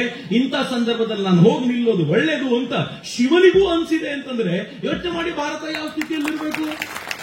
ಮಿತ್ರ, ಭಾರತ ಇವತ್ತು ಯಾವ ಸ್ಥಿತಿಯಲ್ಲಿದೆ ಅಂತಂದ್ರೆ, ನಾನು 2 ದಿನಗಳ ಹಿಂದಿನ ಸುದ್ದಿ ಹೇಳ್ತೀನಿ ನಿಮಗೆ. ಅಮೆರಿಕಾದಲ್ಲಿ ಹೊಸ ಸರ್ಕಾರ ಬಂತು, ಟ್ರಂಪ್ ಅಧಿಕಾರಕ್ಕೆ ಬಂದ. ಟ್ರಂಪ್ ಅಧಿಕಾರಕ್ಕೆ ಬಂದ ನಂತರ ಅಲ್ಲಿನ ಅತ್ಯಂತ ಪ್ರಮುಖವಾದ ಹುದ್ದೆಗೆ ಹೋಗಿರುವಂತವಳು ತುಳಸಿ ಗಬಾರ್ಡ್ ಅಂತ ಹೆಸರು ಹಾಕಿ, ತುಳಸಿ ಅಂತ ಹೆಸರು ಹಾಕಿದ್ರು. ಅಮೆರಿಕಾದ ಸರ್ಕಾರದಲ್ಲಿ ಪ್ರಮುಖ ಹುದ್ದೆಯಲ್ಲಿರುವಂತ ಒಬ್ಬ ಹೆಣ್ಣುಮಗಳ ಹೆಸರು ತುಳಸಿ ಅಂತ. ಭಾರತದವಳಲ್ಲ. ಅವರಮ್ಮ ಕ್ರಿಶ್ಚಿಯನ್, ಅಪ್ಪ ಕ್ರಿಶ್ಚಿಯನ್. ಆದರೆ ಅಮ್ಮ ಕಾಲಕ್ರಮದಲ್ಲಿ ಹಿಂದೂವಾಗಿ ತನ್ನ ಧರ್ಮವನ್ನು ಬದಲಾಯಿಸಿಕೊಂಡ್ಳು. ಅದರ ಪರಿಣಾಮವಾಗಿ ಅಪ್ಪನೂ ಕೂಡ ತನ್ನ ಮತ, ತಾನು ಕ್ರಿಶ್ಚಿಯನ್ ನಿಂದ ಹಿಂದೂವಾಗಿ ಪರಿವರ್ತಿತನಾದ. ಮಕ್ಕಳ ಎಲ್ಲರ ಹೆಸರು ಹಿಂದೂ ಹೆಸರುಗಳೇ. ಹೆಣ್ಣು ಮಗಳಿಗೆ ತುಳಸಿ ಅಂತ ಆ ಕಾರಣಕ್ಕೆ ಇಟ್ಟಿದ್ದು. ನೀನ್ ಏನು ಅಂತಂದ್ರೆ, ನಾನು ಪರಮ ಕೃಷ್ಣ ಭಕ್ತೆ ಅಂತಾಳ ಅವಳು ಕೇಳಿದ್ರೆ ಹೇಳ್ತಾಳೆ, ನಾನು ಪ್ರಾಕ್ಟೀಸಿಂಗ್ ಹಿಂದೂ. ನಮ್ಮಲ್ಲೇ ಅನೇಕ ಹಿಂದೂಗಳಿಗೆ ತಾನು ಹಿಂದೂ ಅಂತ ಹೇಳ್ಕೊಳ್ಳಿಕ್ಕೆ ಹಿಂದೆ ಮುಂದೆ ನೋಡುವಂತ ಸ್ಥಿತಿ ಇರುವಾಗ, ಅಮೆರಿಕದ ಸರ್ಕಾರದ ಪ್ರಮುಖ ಹುದ್ದೆಯಲ್ಲಿರುವಂತಹ ಒಂದು ಹೆಣ್ಮಗಳು ಹೇಳ್ಕೊಳ್ತಾಳೆ, ನಾನು ಹಿಂದೂ ಧರ್ಮವನ್ನು ಅನುಸರಿಸುವಂತವಳು ಅಂತ. ಹೆಂಗಿದೆ ನೋಡಿ. ಇಸ್ಕಾನಿನವರು ಬಂದ್ರೆ ಹರೇ ಕೃಷ್ಣ ಹರೇ ರಾಮ ಹಾಡನ್ನು ತಾನೇ ಭಕ್ತಿಯಿಂದ ಹಾಡ್ತಾಳೆ. ಇವತ್ತು ದೀಪಾವಳಿಯನ್ನ ಸೌದಿ ಅರೇಬಿಯಾದಲ್ಲಿ, ಅರಬ್ ಕಂಟ್ರಿಗಳಲ್ಲಿ ಆಚರಣೆ ಮಾಡ್ತಾರೆ. ಜಗತ್ತಿನ ಎಲ್ಲ ರಾಷ್ಟ್ರಗಳಲ್ಲೂ ಕೂಡ ಅವರ ಅರಿವಿಗೆ ಇಲ್ಲದಂತೆ ನಿಧಾನವಾಗಿ ಭಾರತೀಯತೆ ಮತ್ತು ಹಿಂದೂ ಧರ್ಮ ಅವರನ್ನು ಆವರಿಸಿಕೊಳ್ತಾ ಇರುವಾಗ ನಮ್ ಜವಾಬ್ದಾರಿ ಇನ್ನೂ ಜಾಸ್ತಿ ಆಗಿಲ್ವೇನ್ರಿ? ನಾಳೆ ಯಾರಾದ್ರೂ ಬಂದು, ಅಮೆರಿಕಾದಿಂದ ಬಂದು ನಮ್ಮೂರಿಗೆ ಬಂದು, ನನಗೆ ಸಂಸ್ಕೃತ ಬರುತ್ತೆ ನಿಮಗೆ ಬರುತ್ತಾ ಅಂತ ಕೇಳಿದ್ರೆ, ಇಲ್ಲ ರೀ ನಾವು ಸಂಸ್ಕೃತ ಮರೆತು ಬಿಟ್ಟಿದ್ದೀವಿ ಅಂದ್ರೆ ಹೆಂಗ್ ಕಾಣುತ್ತೀರಿ ಅದು? ಯಾರಾದ್ರೂ ಆಸ್ಟ್ರೇಲಿಯಾದಿಂದ ಬಂದು ನನಗೆ ಭಗವದ್ಗೀತೆ ಈ ಶ್ಲೋಕ ಅರ್ಥ ಆಗಲಿಲ್ಲ, ಸ್ವಲ್ಪ ಅರ್ಥ ಹೇಳ್ತೀರೇನ್ರಿ ಅಂತ ನಮ್ಮ ಹತ್ರ ಕೇಳಿದ್ರೆ, ಇಲ್ಲ ರೀ ನಮಗೂ ಗೊತ್ತಿಲ್ಲ ರೀ ಅಂದ್ರೆ ಏನ್ ಕತೆ ನಮ್ದು? ಯಾರಾದ್ರೂ ಬಂದು ರಾಮನ ಕುರಿತಂತೆ ಏನಾದ್ರೂ ಪ್ರಶ್ನೆ ಕೇಳಿದ್ರೆ, ಕೃಷ್ಣನ ಕುರಿತಂತೆ ಏನಾದ್ರೂ ಪ್ರಶ್ನೆ ಕೇಳಿದ್ರೆ, ನಮ್ಮ ಮುಂದಿನ ಪೀಳಿಗೆಯ ಮಕ್ಕಳು ನಮ್ಗೆ ಅದು ಗೊತ್ತಿಲ್ಲ ರೀ, ನಮಗೆ ಮೈಕಲ್ ಜಾಕ್ಸನ್ ಬಗ್ಗೆ ಗೊತ್ತು ಅಂದ್ರೆ ಹೆಂಗಿರುತ್ತೆ ರೀ ಕತೆ? ನಮ್ಗೆ ರಾಮನ ಬಗ್ಗೆ ಗೊತ್ತಿಲ್ಲ ರೀ, ನಮ್ಗೆ ರೀಲ್ ಮಾಡೋದು ಹೆಂಗೆ ಅಂತ ಗೊತ್ತು ಅಂತಂದ್ರೆ ಹೆಂಗಿರುತ್ತೆ ಪರಿಸ್ಥಿತಿ? ಹೀಗಾಗಿ ನಮ್ಮ ಮುಂದಿನ ಪೀಳಿಗೆಗೆ ನಾವು ಇವನ್ನೆಲ್ಲವೂ ಸಮರ್ಥವಾಗಿ ಕೊಡಬೇಕಾಗಿರುವಂತ ಅಗತ್ಯ ಇದೆ. ನಾನು ನೀವು ಇವತ್ತಿದನ್ನು ಮಾತಾಡ್ತಿದ್ದೀವಿ, ಸ್ವಾಮೀಜಿ ಅನೇಕ ದಶಕಗಳ ಹಿಂದೆ ಅದನ್ನು ನಿಶ್ಚಯ ಮಾಡಿ ನನ್ನ ಊರಿನ ಜನಕ್ಕೆ ಇದನ್ನು ಕೊಡಬೇಕು ಅಂತ ಆಲೋಚನೆ ಮಾಡಿದ್ರಲ್ಲ, ನನಗೆ ಆ ಕಾರಣಕ್ಕೆ ಪವಾಡ ಅಂತ ಅನ್ಸುತ್ತೆ. ನಮ್ಗೆ ಇವತ್ತು ಹಿಂಗಾಗತ್ತೆ, ನಾಳೆ ಹಿಂಗಾಗ್ಬೋದೇನೋ ಅಂತ ಇವತ್ತು ಅನ್ನಿಸ್ತಿದೆ. ಅವ್ರಿಗೆ ಅನೇಕ ದಶಕಗಳ ಹಿಂದೆ ಅನ್ನಿಸ್ತು. ಇಡೀ ದೇಶದಲ್ಲಿ ಜನ ಈ ತರದಕ್ಕೋಸ್ಕರ ಹುಡ್ಕೊಂಡು ಯಾವ್ದಾದ್ರು ಗ್ರಾಮಕ್ಕೆ ಬರ್ಬೋದಿದ್ರೆ ನಮ್ಮೂರಿಗೆ ಬರ್ರಪ್ಪ, ನಮ್ಮೂರಿನ ಜನ ಇದನ್ನೆಲ್ಲ ಹೇಳ್ತಾರೆ ಅಂತ ಅವ್ರು ಹೇಳುವಷ್ಟರ ಮಟ್ಟಿಗೆ ನಮ್ಮನ್ನು ತಯಾರು ಮಾಡಬೇಕು ಅಂತ ನಿಶ್ಚಯ ಮಾಡಿದಲ್ಲ. ವೇದವನ್ನು ಕಲಿಸಲಾಗುತ್ತೆ, ರಾಮಾಯಣ ಮಹಾಭಾರತಗಳನ್ನು ಹೇಳ್ಕೊಡ್ಲಾಗುತ್ತೆ, ಭಾರತೀಯ ಪರಂಪರೆಯನ್ನು ಕಲಿಸುವಂತ ಈ ಪ್ರಯತ್ನ ಇದೆಯಲ್ಲ, ಇದು ಇನ್ನೂ ತುಂಬಾ ದೊಡ್ಡ ಸಕ್ಸಸ್ ಆಗಿದೆ. ಯಾಕೆ ಸಕ್ಸಸ್ ಆಗಿದೆ ಅಂತಂದ್ರೆ ನೀವೆಲ್ಲರೂ ಅದಕ್ಕೆ ಸಹಕಾರ ಮಾಡಿದ್ದೀರಾ ಅಂತ. ಹೀಗಾಗಿಯೇ ಈ ಯಶಸ್ಸು ಸಿಕ್ಕಿರೋದು. ಹಿಂದೆ ಹೋದ್ರೆ ಆಗ್ತಿರ್ಲಿಲ್ಲ. ನೀವೆಲ್ಲರೂ ಇದನ್ನು ವಿರೋಧಿಸ್ಕೊಂಡು ಬಂದ್ರೆ ಆಗ್ತಿರ್ಲಿಲ್ಲ. ನೀವೆಲ್ಲರೂ ಬಹಳ ಪ್ರೀತಿಯಿಂದ ಸ್ವಾಮೀಜಿಯೊಂದಿಗೆ ಜೋಡಿಸಿಕೊಂಡಿದ್ದೀರಿ. ಅವರ ತಪಶಕ್ತಿ ಅದಕ್ಕೆ ಕಾರಣವಾಗಿದೆ, ನಿಮ್ಮ ಪ್ರೀತಿಯೂ ಅದಕ್ಕೆ ಪೂರಕವಾಗಿದೆ. ಈಗ ಇನ್ ಸ್ವಲ್ಪ ಹೆಚ್ಚಿನ ಪ್ರಯತ್ನ ಹಾಕಬೇಕಾಗಿದೆ. ಯಾವ್ಯಾವ ಮಗು ಇಲ್ಲಿ ಅಧ್ಯಯನ ಮಾಡ್ಕೊಂಡು ಹೊರಗೆ ಹೋಗುತ್ತೋ ಅದು ಬರೀ ಈ ಊರಿನ ಮಗು ಆಗಿರಬಾರದು, ಅದು ಭಾರತೀಯ ಸಂಸ್ಕೃತಿಯ ಒಂದು ರಾಯಭಾರಿಯಾಗಿ ಪಕ್ಕದ ಊರಿಗೆ ಹೋಗುವಂತೆ. ಈ ಊರಿನಿಂದ ಯಾರು ಹೊರಗೆ ಹೋಗ್ತಾರೋ ಅವರು ಸಂಸ್ಕೃತವೇ ನಡೀತಾ ಇದೆ ಅಂತ ಅನ್ನಿಸ್ಬೇಕು, ಅವರು ಭಾರತವೇ ನಡೀತಾ ಇದೆ ಅಂತ ಅನ್ನಿಸ್ಬೇಕು. ಏನ್ ಚೆನ್ನಾಗಿದೆ. ಸಂತ ರಾಮತೀರ್ಥರನ್ನ ಒಬ್ಬರು ಕೇಳ್ತಾರೆ. ಸಂತ ರಾಮತೀರ್ಥರ ಮಾತು ಏನ್ ಚೆನ್ನಾಗಿದೆ ಗೊತ್ತೇನು? ಪ್ರತಿಯೊಬ್ಬ ತರುಣ ನೆನ್ಪಿಟ್ಕೋಬೇಕಾಗಿರೋ ಮಾತು, ಹೃದಯದಲ್ಲಿ ಕೆತ್ತುಕೊಳ್ಬೇಕಾಗಿರುವಂತ ಮಾತು. ಅವ್ರು ಹೇಳ್ತಾರೆ, ನನ್ನ ಶಿರ ಕಾಶ್ಮೀರ, ನನ್ನ ತೋಳುಗಳು ಹಿಮಾಲಯ, ನನ್ನ ಸೊಂಟ ವಿಂಧ್ಯ, ನನ್ನ ಕಾಲ್ಗಳು ಕನ್ಯಾಕುಮಾರಿ, ನಾನ್ ನಡೆದ್ರೆ ಭಾರತ ನಡೆಯುತ್ತೆ, ನಾನು ಮಾತಾಡಿದ್ರೆ ಭಾರತ ಮಾತನಾಡುತ್ತೆ ಅಂತ ಏನು ಅದ್ಭುತವಾಗಿರುವಂತ ಪರಂಪರೆ. ಈ ಮಾತನ್ನ ಹೇಳಬಲ್ಲಂತ ಧೈರ್ಯ ಯಾರಿಗಿದೆ ಅಂತಂದ್ರೆ ಈ ಗ್ರಾಮದ ಪ್ರತಿಯೊಬ್ಬ ಮಗುವಿಗೂ ಇದೆ. ಅವ್ರು ಧೈರ್ಯವಾಗಿ ಹೇಳ್ಬೋದು, ನಾನು ನಡೆದ್ರೆ ಭಾರತವೇ ನಡೆಯುತ್ತೆ ಅನ್ನುವಂತ ಮಾತುಗಳನ್ನು ಆಡಬಹುದು. ಆದರೆ ಅದಕ್ಕೆ ತಕ್ಕಂತೆ ಬದುಕಬೇಕಾದಂತ ಅಗತ್ಯ ಇದೆ. ನಾವು ಊರಿಂದ ಊರಿಗೆ ಹೋಗೋಣ, ನಾವು ರಾಜ್ಯದಿಂದ ರಾಜ್ಯಕ್ಕೆ ಹೋಗೋಣ. ಎಲ್ಲರನ್ನೂ ಹೇಗೆ ನಮ್ಮೂರು ಭಾರತವೇ ಆಗಿದೆಯೋ ಹಾಗೆ ಭಾರತವನ್ನಾಗಿಸುವ ಒಂದು ಸಂಕಲ್ಪವನ್ನ ನಾವು ತೆಗೆದುಕೊಳ್ಳೋಣ. ಮತ್ತು ಈ ಸಂಕಲ್ಪವನ್ನು ನಡೆಸುವಂತ ಶಕ್ತಿಯನ್ನ ತಪೋನಿಷ್ಠರಾಗಿರುವಂತ ನಮ್ಮೆಲ್ಲರ ಗುರುಗಳು ನಮ್ಗೆಲ್ಲರಿಗೂ ಅನುಗ್ರಹಿಸಲಿ. ನಾವು ಈ ವಿಚಾರವನ್ನ ತೆಗೆದುಕೊಂಡು ಹೋಗೋಣ. ಈ ಮಠದ ಪರಂಪರೆ ಅದು ಈ ಗ್ರಾಮದ ಅಥವಾ ಈ ಚೌಕಟ್ಟಿನಲ್ಲಿ ಅಷ್ಟೇ ಇರದೆ ಈ ಮಠದ ಪರಂಪರೆ ವಿಸ್ತಾರ ಆಗಬೇಕು. ಇನ್ನೊಂದು 100 ವರ್ಷಗಳ ನಂತರ ಈ ತರದ ಯಾವುದೋ ಮೂಲೆಯ ನಾರ್ತ್ ಈಸ್ಟ್ನ ಅಥವಾ ಈಶಾನ್ಯ ರಾಜ್ಯದ ಮೂಲೆಯಲ್ಲೋ, ಪಂಜಾಬಿನ ಒಂದು ಮೂಲೆಯಲ್ಲೋ, ಎಲ್ಲೋ ಒಂದು ಕಡೆ ಯಾವುದೋ ಒಂದು ಗ್ರಾಮದವರು ನಾವು ಸಂಸ್ಕೃತ ಗ್ರಾಮ ಆಗಿದ್ದೀವಿ, ಹೇಗಾಗಿದ್ವಿ ಅಂತಂದ್ರೆ ಅಂತ ಈ ಊರನ್ನ ನೆನಪಿಸಿಕೊಳ್ಳುವಂತೆ ಆದರೆ ನಮ್ಮ ಪ್ರಯತ್ನ ಸಾರ್ಥಕ ಆಗುತ್ತೆ ಅಂತ ಸಂಕಲ್ಪಗಳು ಹಂಗೆ ಗಟ್ಟಿಯಾಗುವುದು. ಅಂತ ಸಂಕಲ್ಪಗಳು ಬಹುಶಃ ಸಂತರ ಮನಸ್ಸಿನಲ್ಲಿ ಇದ್ದೇ ಇರುತ್ತೆ. ಆ ಸಂಕಲ್ಪಗಳನ್ನ ಈಡೇರಿಸಿಕೊಳ್ಳಲಿಕ್ಕೆ ನಾವು ಭಗವಂತನ ದಾಸರಾಗೋಣ, ಭಗವಂತನ ಕೈಯ ಆಯುಧವಾಗೋಣ ಅಂತ ಅಷ್ಟೇ ನಾನು ಅತ್ಯಂತ ಪ್ರೀತಿಯಿಂದ ಭಾವಿಸ್ತಾ ಇಂಥದೊಂದು ಕಾರ್ಯಕ್ರಮಕ್ಕೆ ಕರೆದು ನಿಜಕ್ಕೂ ನನ್ನ ಮನಸ್ಸು ತುಂಬೋಗಿದೆ. ನಾವು ಹೇಳ್ತೀವಲ್ಲ, ಆನಂದಮಯ ಕೋಶದಲ್ಲಿ ನರ್ತಿಸಬಹುದಾಗಿರುವಂತಹ ಒಂದು ವಾತಾವರಣವನ್ನ ಸ್ವಾಮೀಜಿ ನಿರ್ಮಾಣ ಮಾಡಿಕೊಟ್ಟಿದ್ದಾರೆ. ಈ ಆನಂದ ಬಹುಶಃ ಇಂಥದ್ದೇ ಮತ್ತೊಂದು ಆನಂದ ಸಿಗುವವರೆಗೂ ಈ ಆನಂದ ಹಾಗೆ ಜೀವಂತವಾಗಿರುತ್ತೆ ಅಂತ ನಾನು ಅತ್ಯಂತ ಶ್ರದ್ಧೆಯಿಂದ ಸ್ವಾಮೀಜಿಯವರಿಗೆ ನಿವೇದನೆ ಮಾಡಿಕೊಳ್ತಾ ನನ್ನನ್ನು ಪ್ರೀತಿಯಿಂದ ಕರೆಸಿದ ನಿಮ್ಗೆಲ್ಲರಿಗೂ ನಾನು ಹೃತ್ಪೂರ್ವಕವಾಗಿ ನನ್ನ ಧನ್ಯವಾದಗಳನ್ನು ಸಮರ್ಪಿಸಿ ನನ್ನ ಮಾತಿನ ಪುಷ್ಪಗಳನ್ನ ತಾಯಿ ಭಾರತೀಯ ಪದತಲಕ್ಕೆ ಸಮರ್ಪಿಸ್ತೀನಿ. ಎಲ್ರಿಗೂ ನಮಸ್ಕಾರ. ವಂದೇ ಮಾತರಂ. ಜೈ ಹಿಂದ್. ಒಂದ್ಸಲ ಭಾರತ್ ಮಾತಾ ಜೈ ಹೇಳೋಣ. ಅವರಾಗ್ಲೇ ಜೋರಾಗಿ ಹೇಳಿದ್ರು, ಒಂದ್ಸಲ ನನ್ನ ಜೊತೆ ಹೇಳಿ, ಭಾರತ್ ಮಾತಾ ಕಿ. ಎರಡು ಕೈಗಳನ್ನು ಗಾಳಿಗೆ ಬೀಸಿಕೊಡಿ. ಭಾರತ್ ಮಾತಾ ಕಿ. ಒಂದೇ ಒಂದೇ ಜೈ.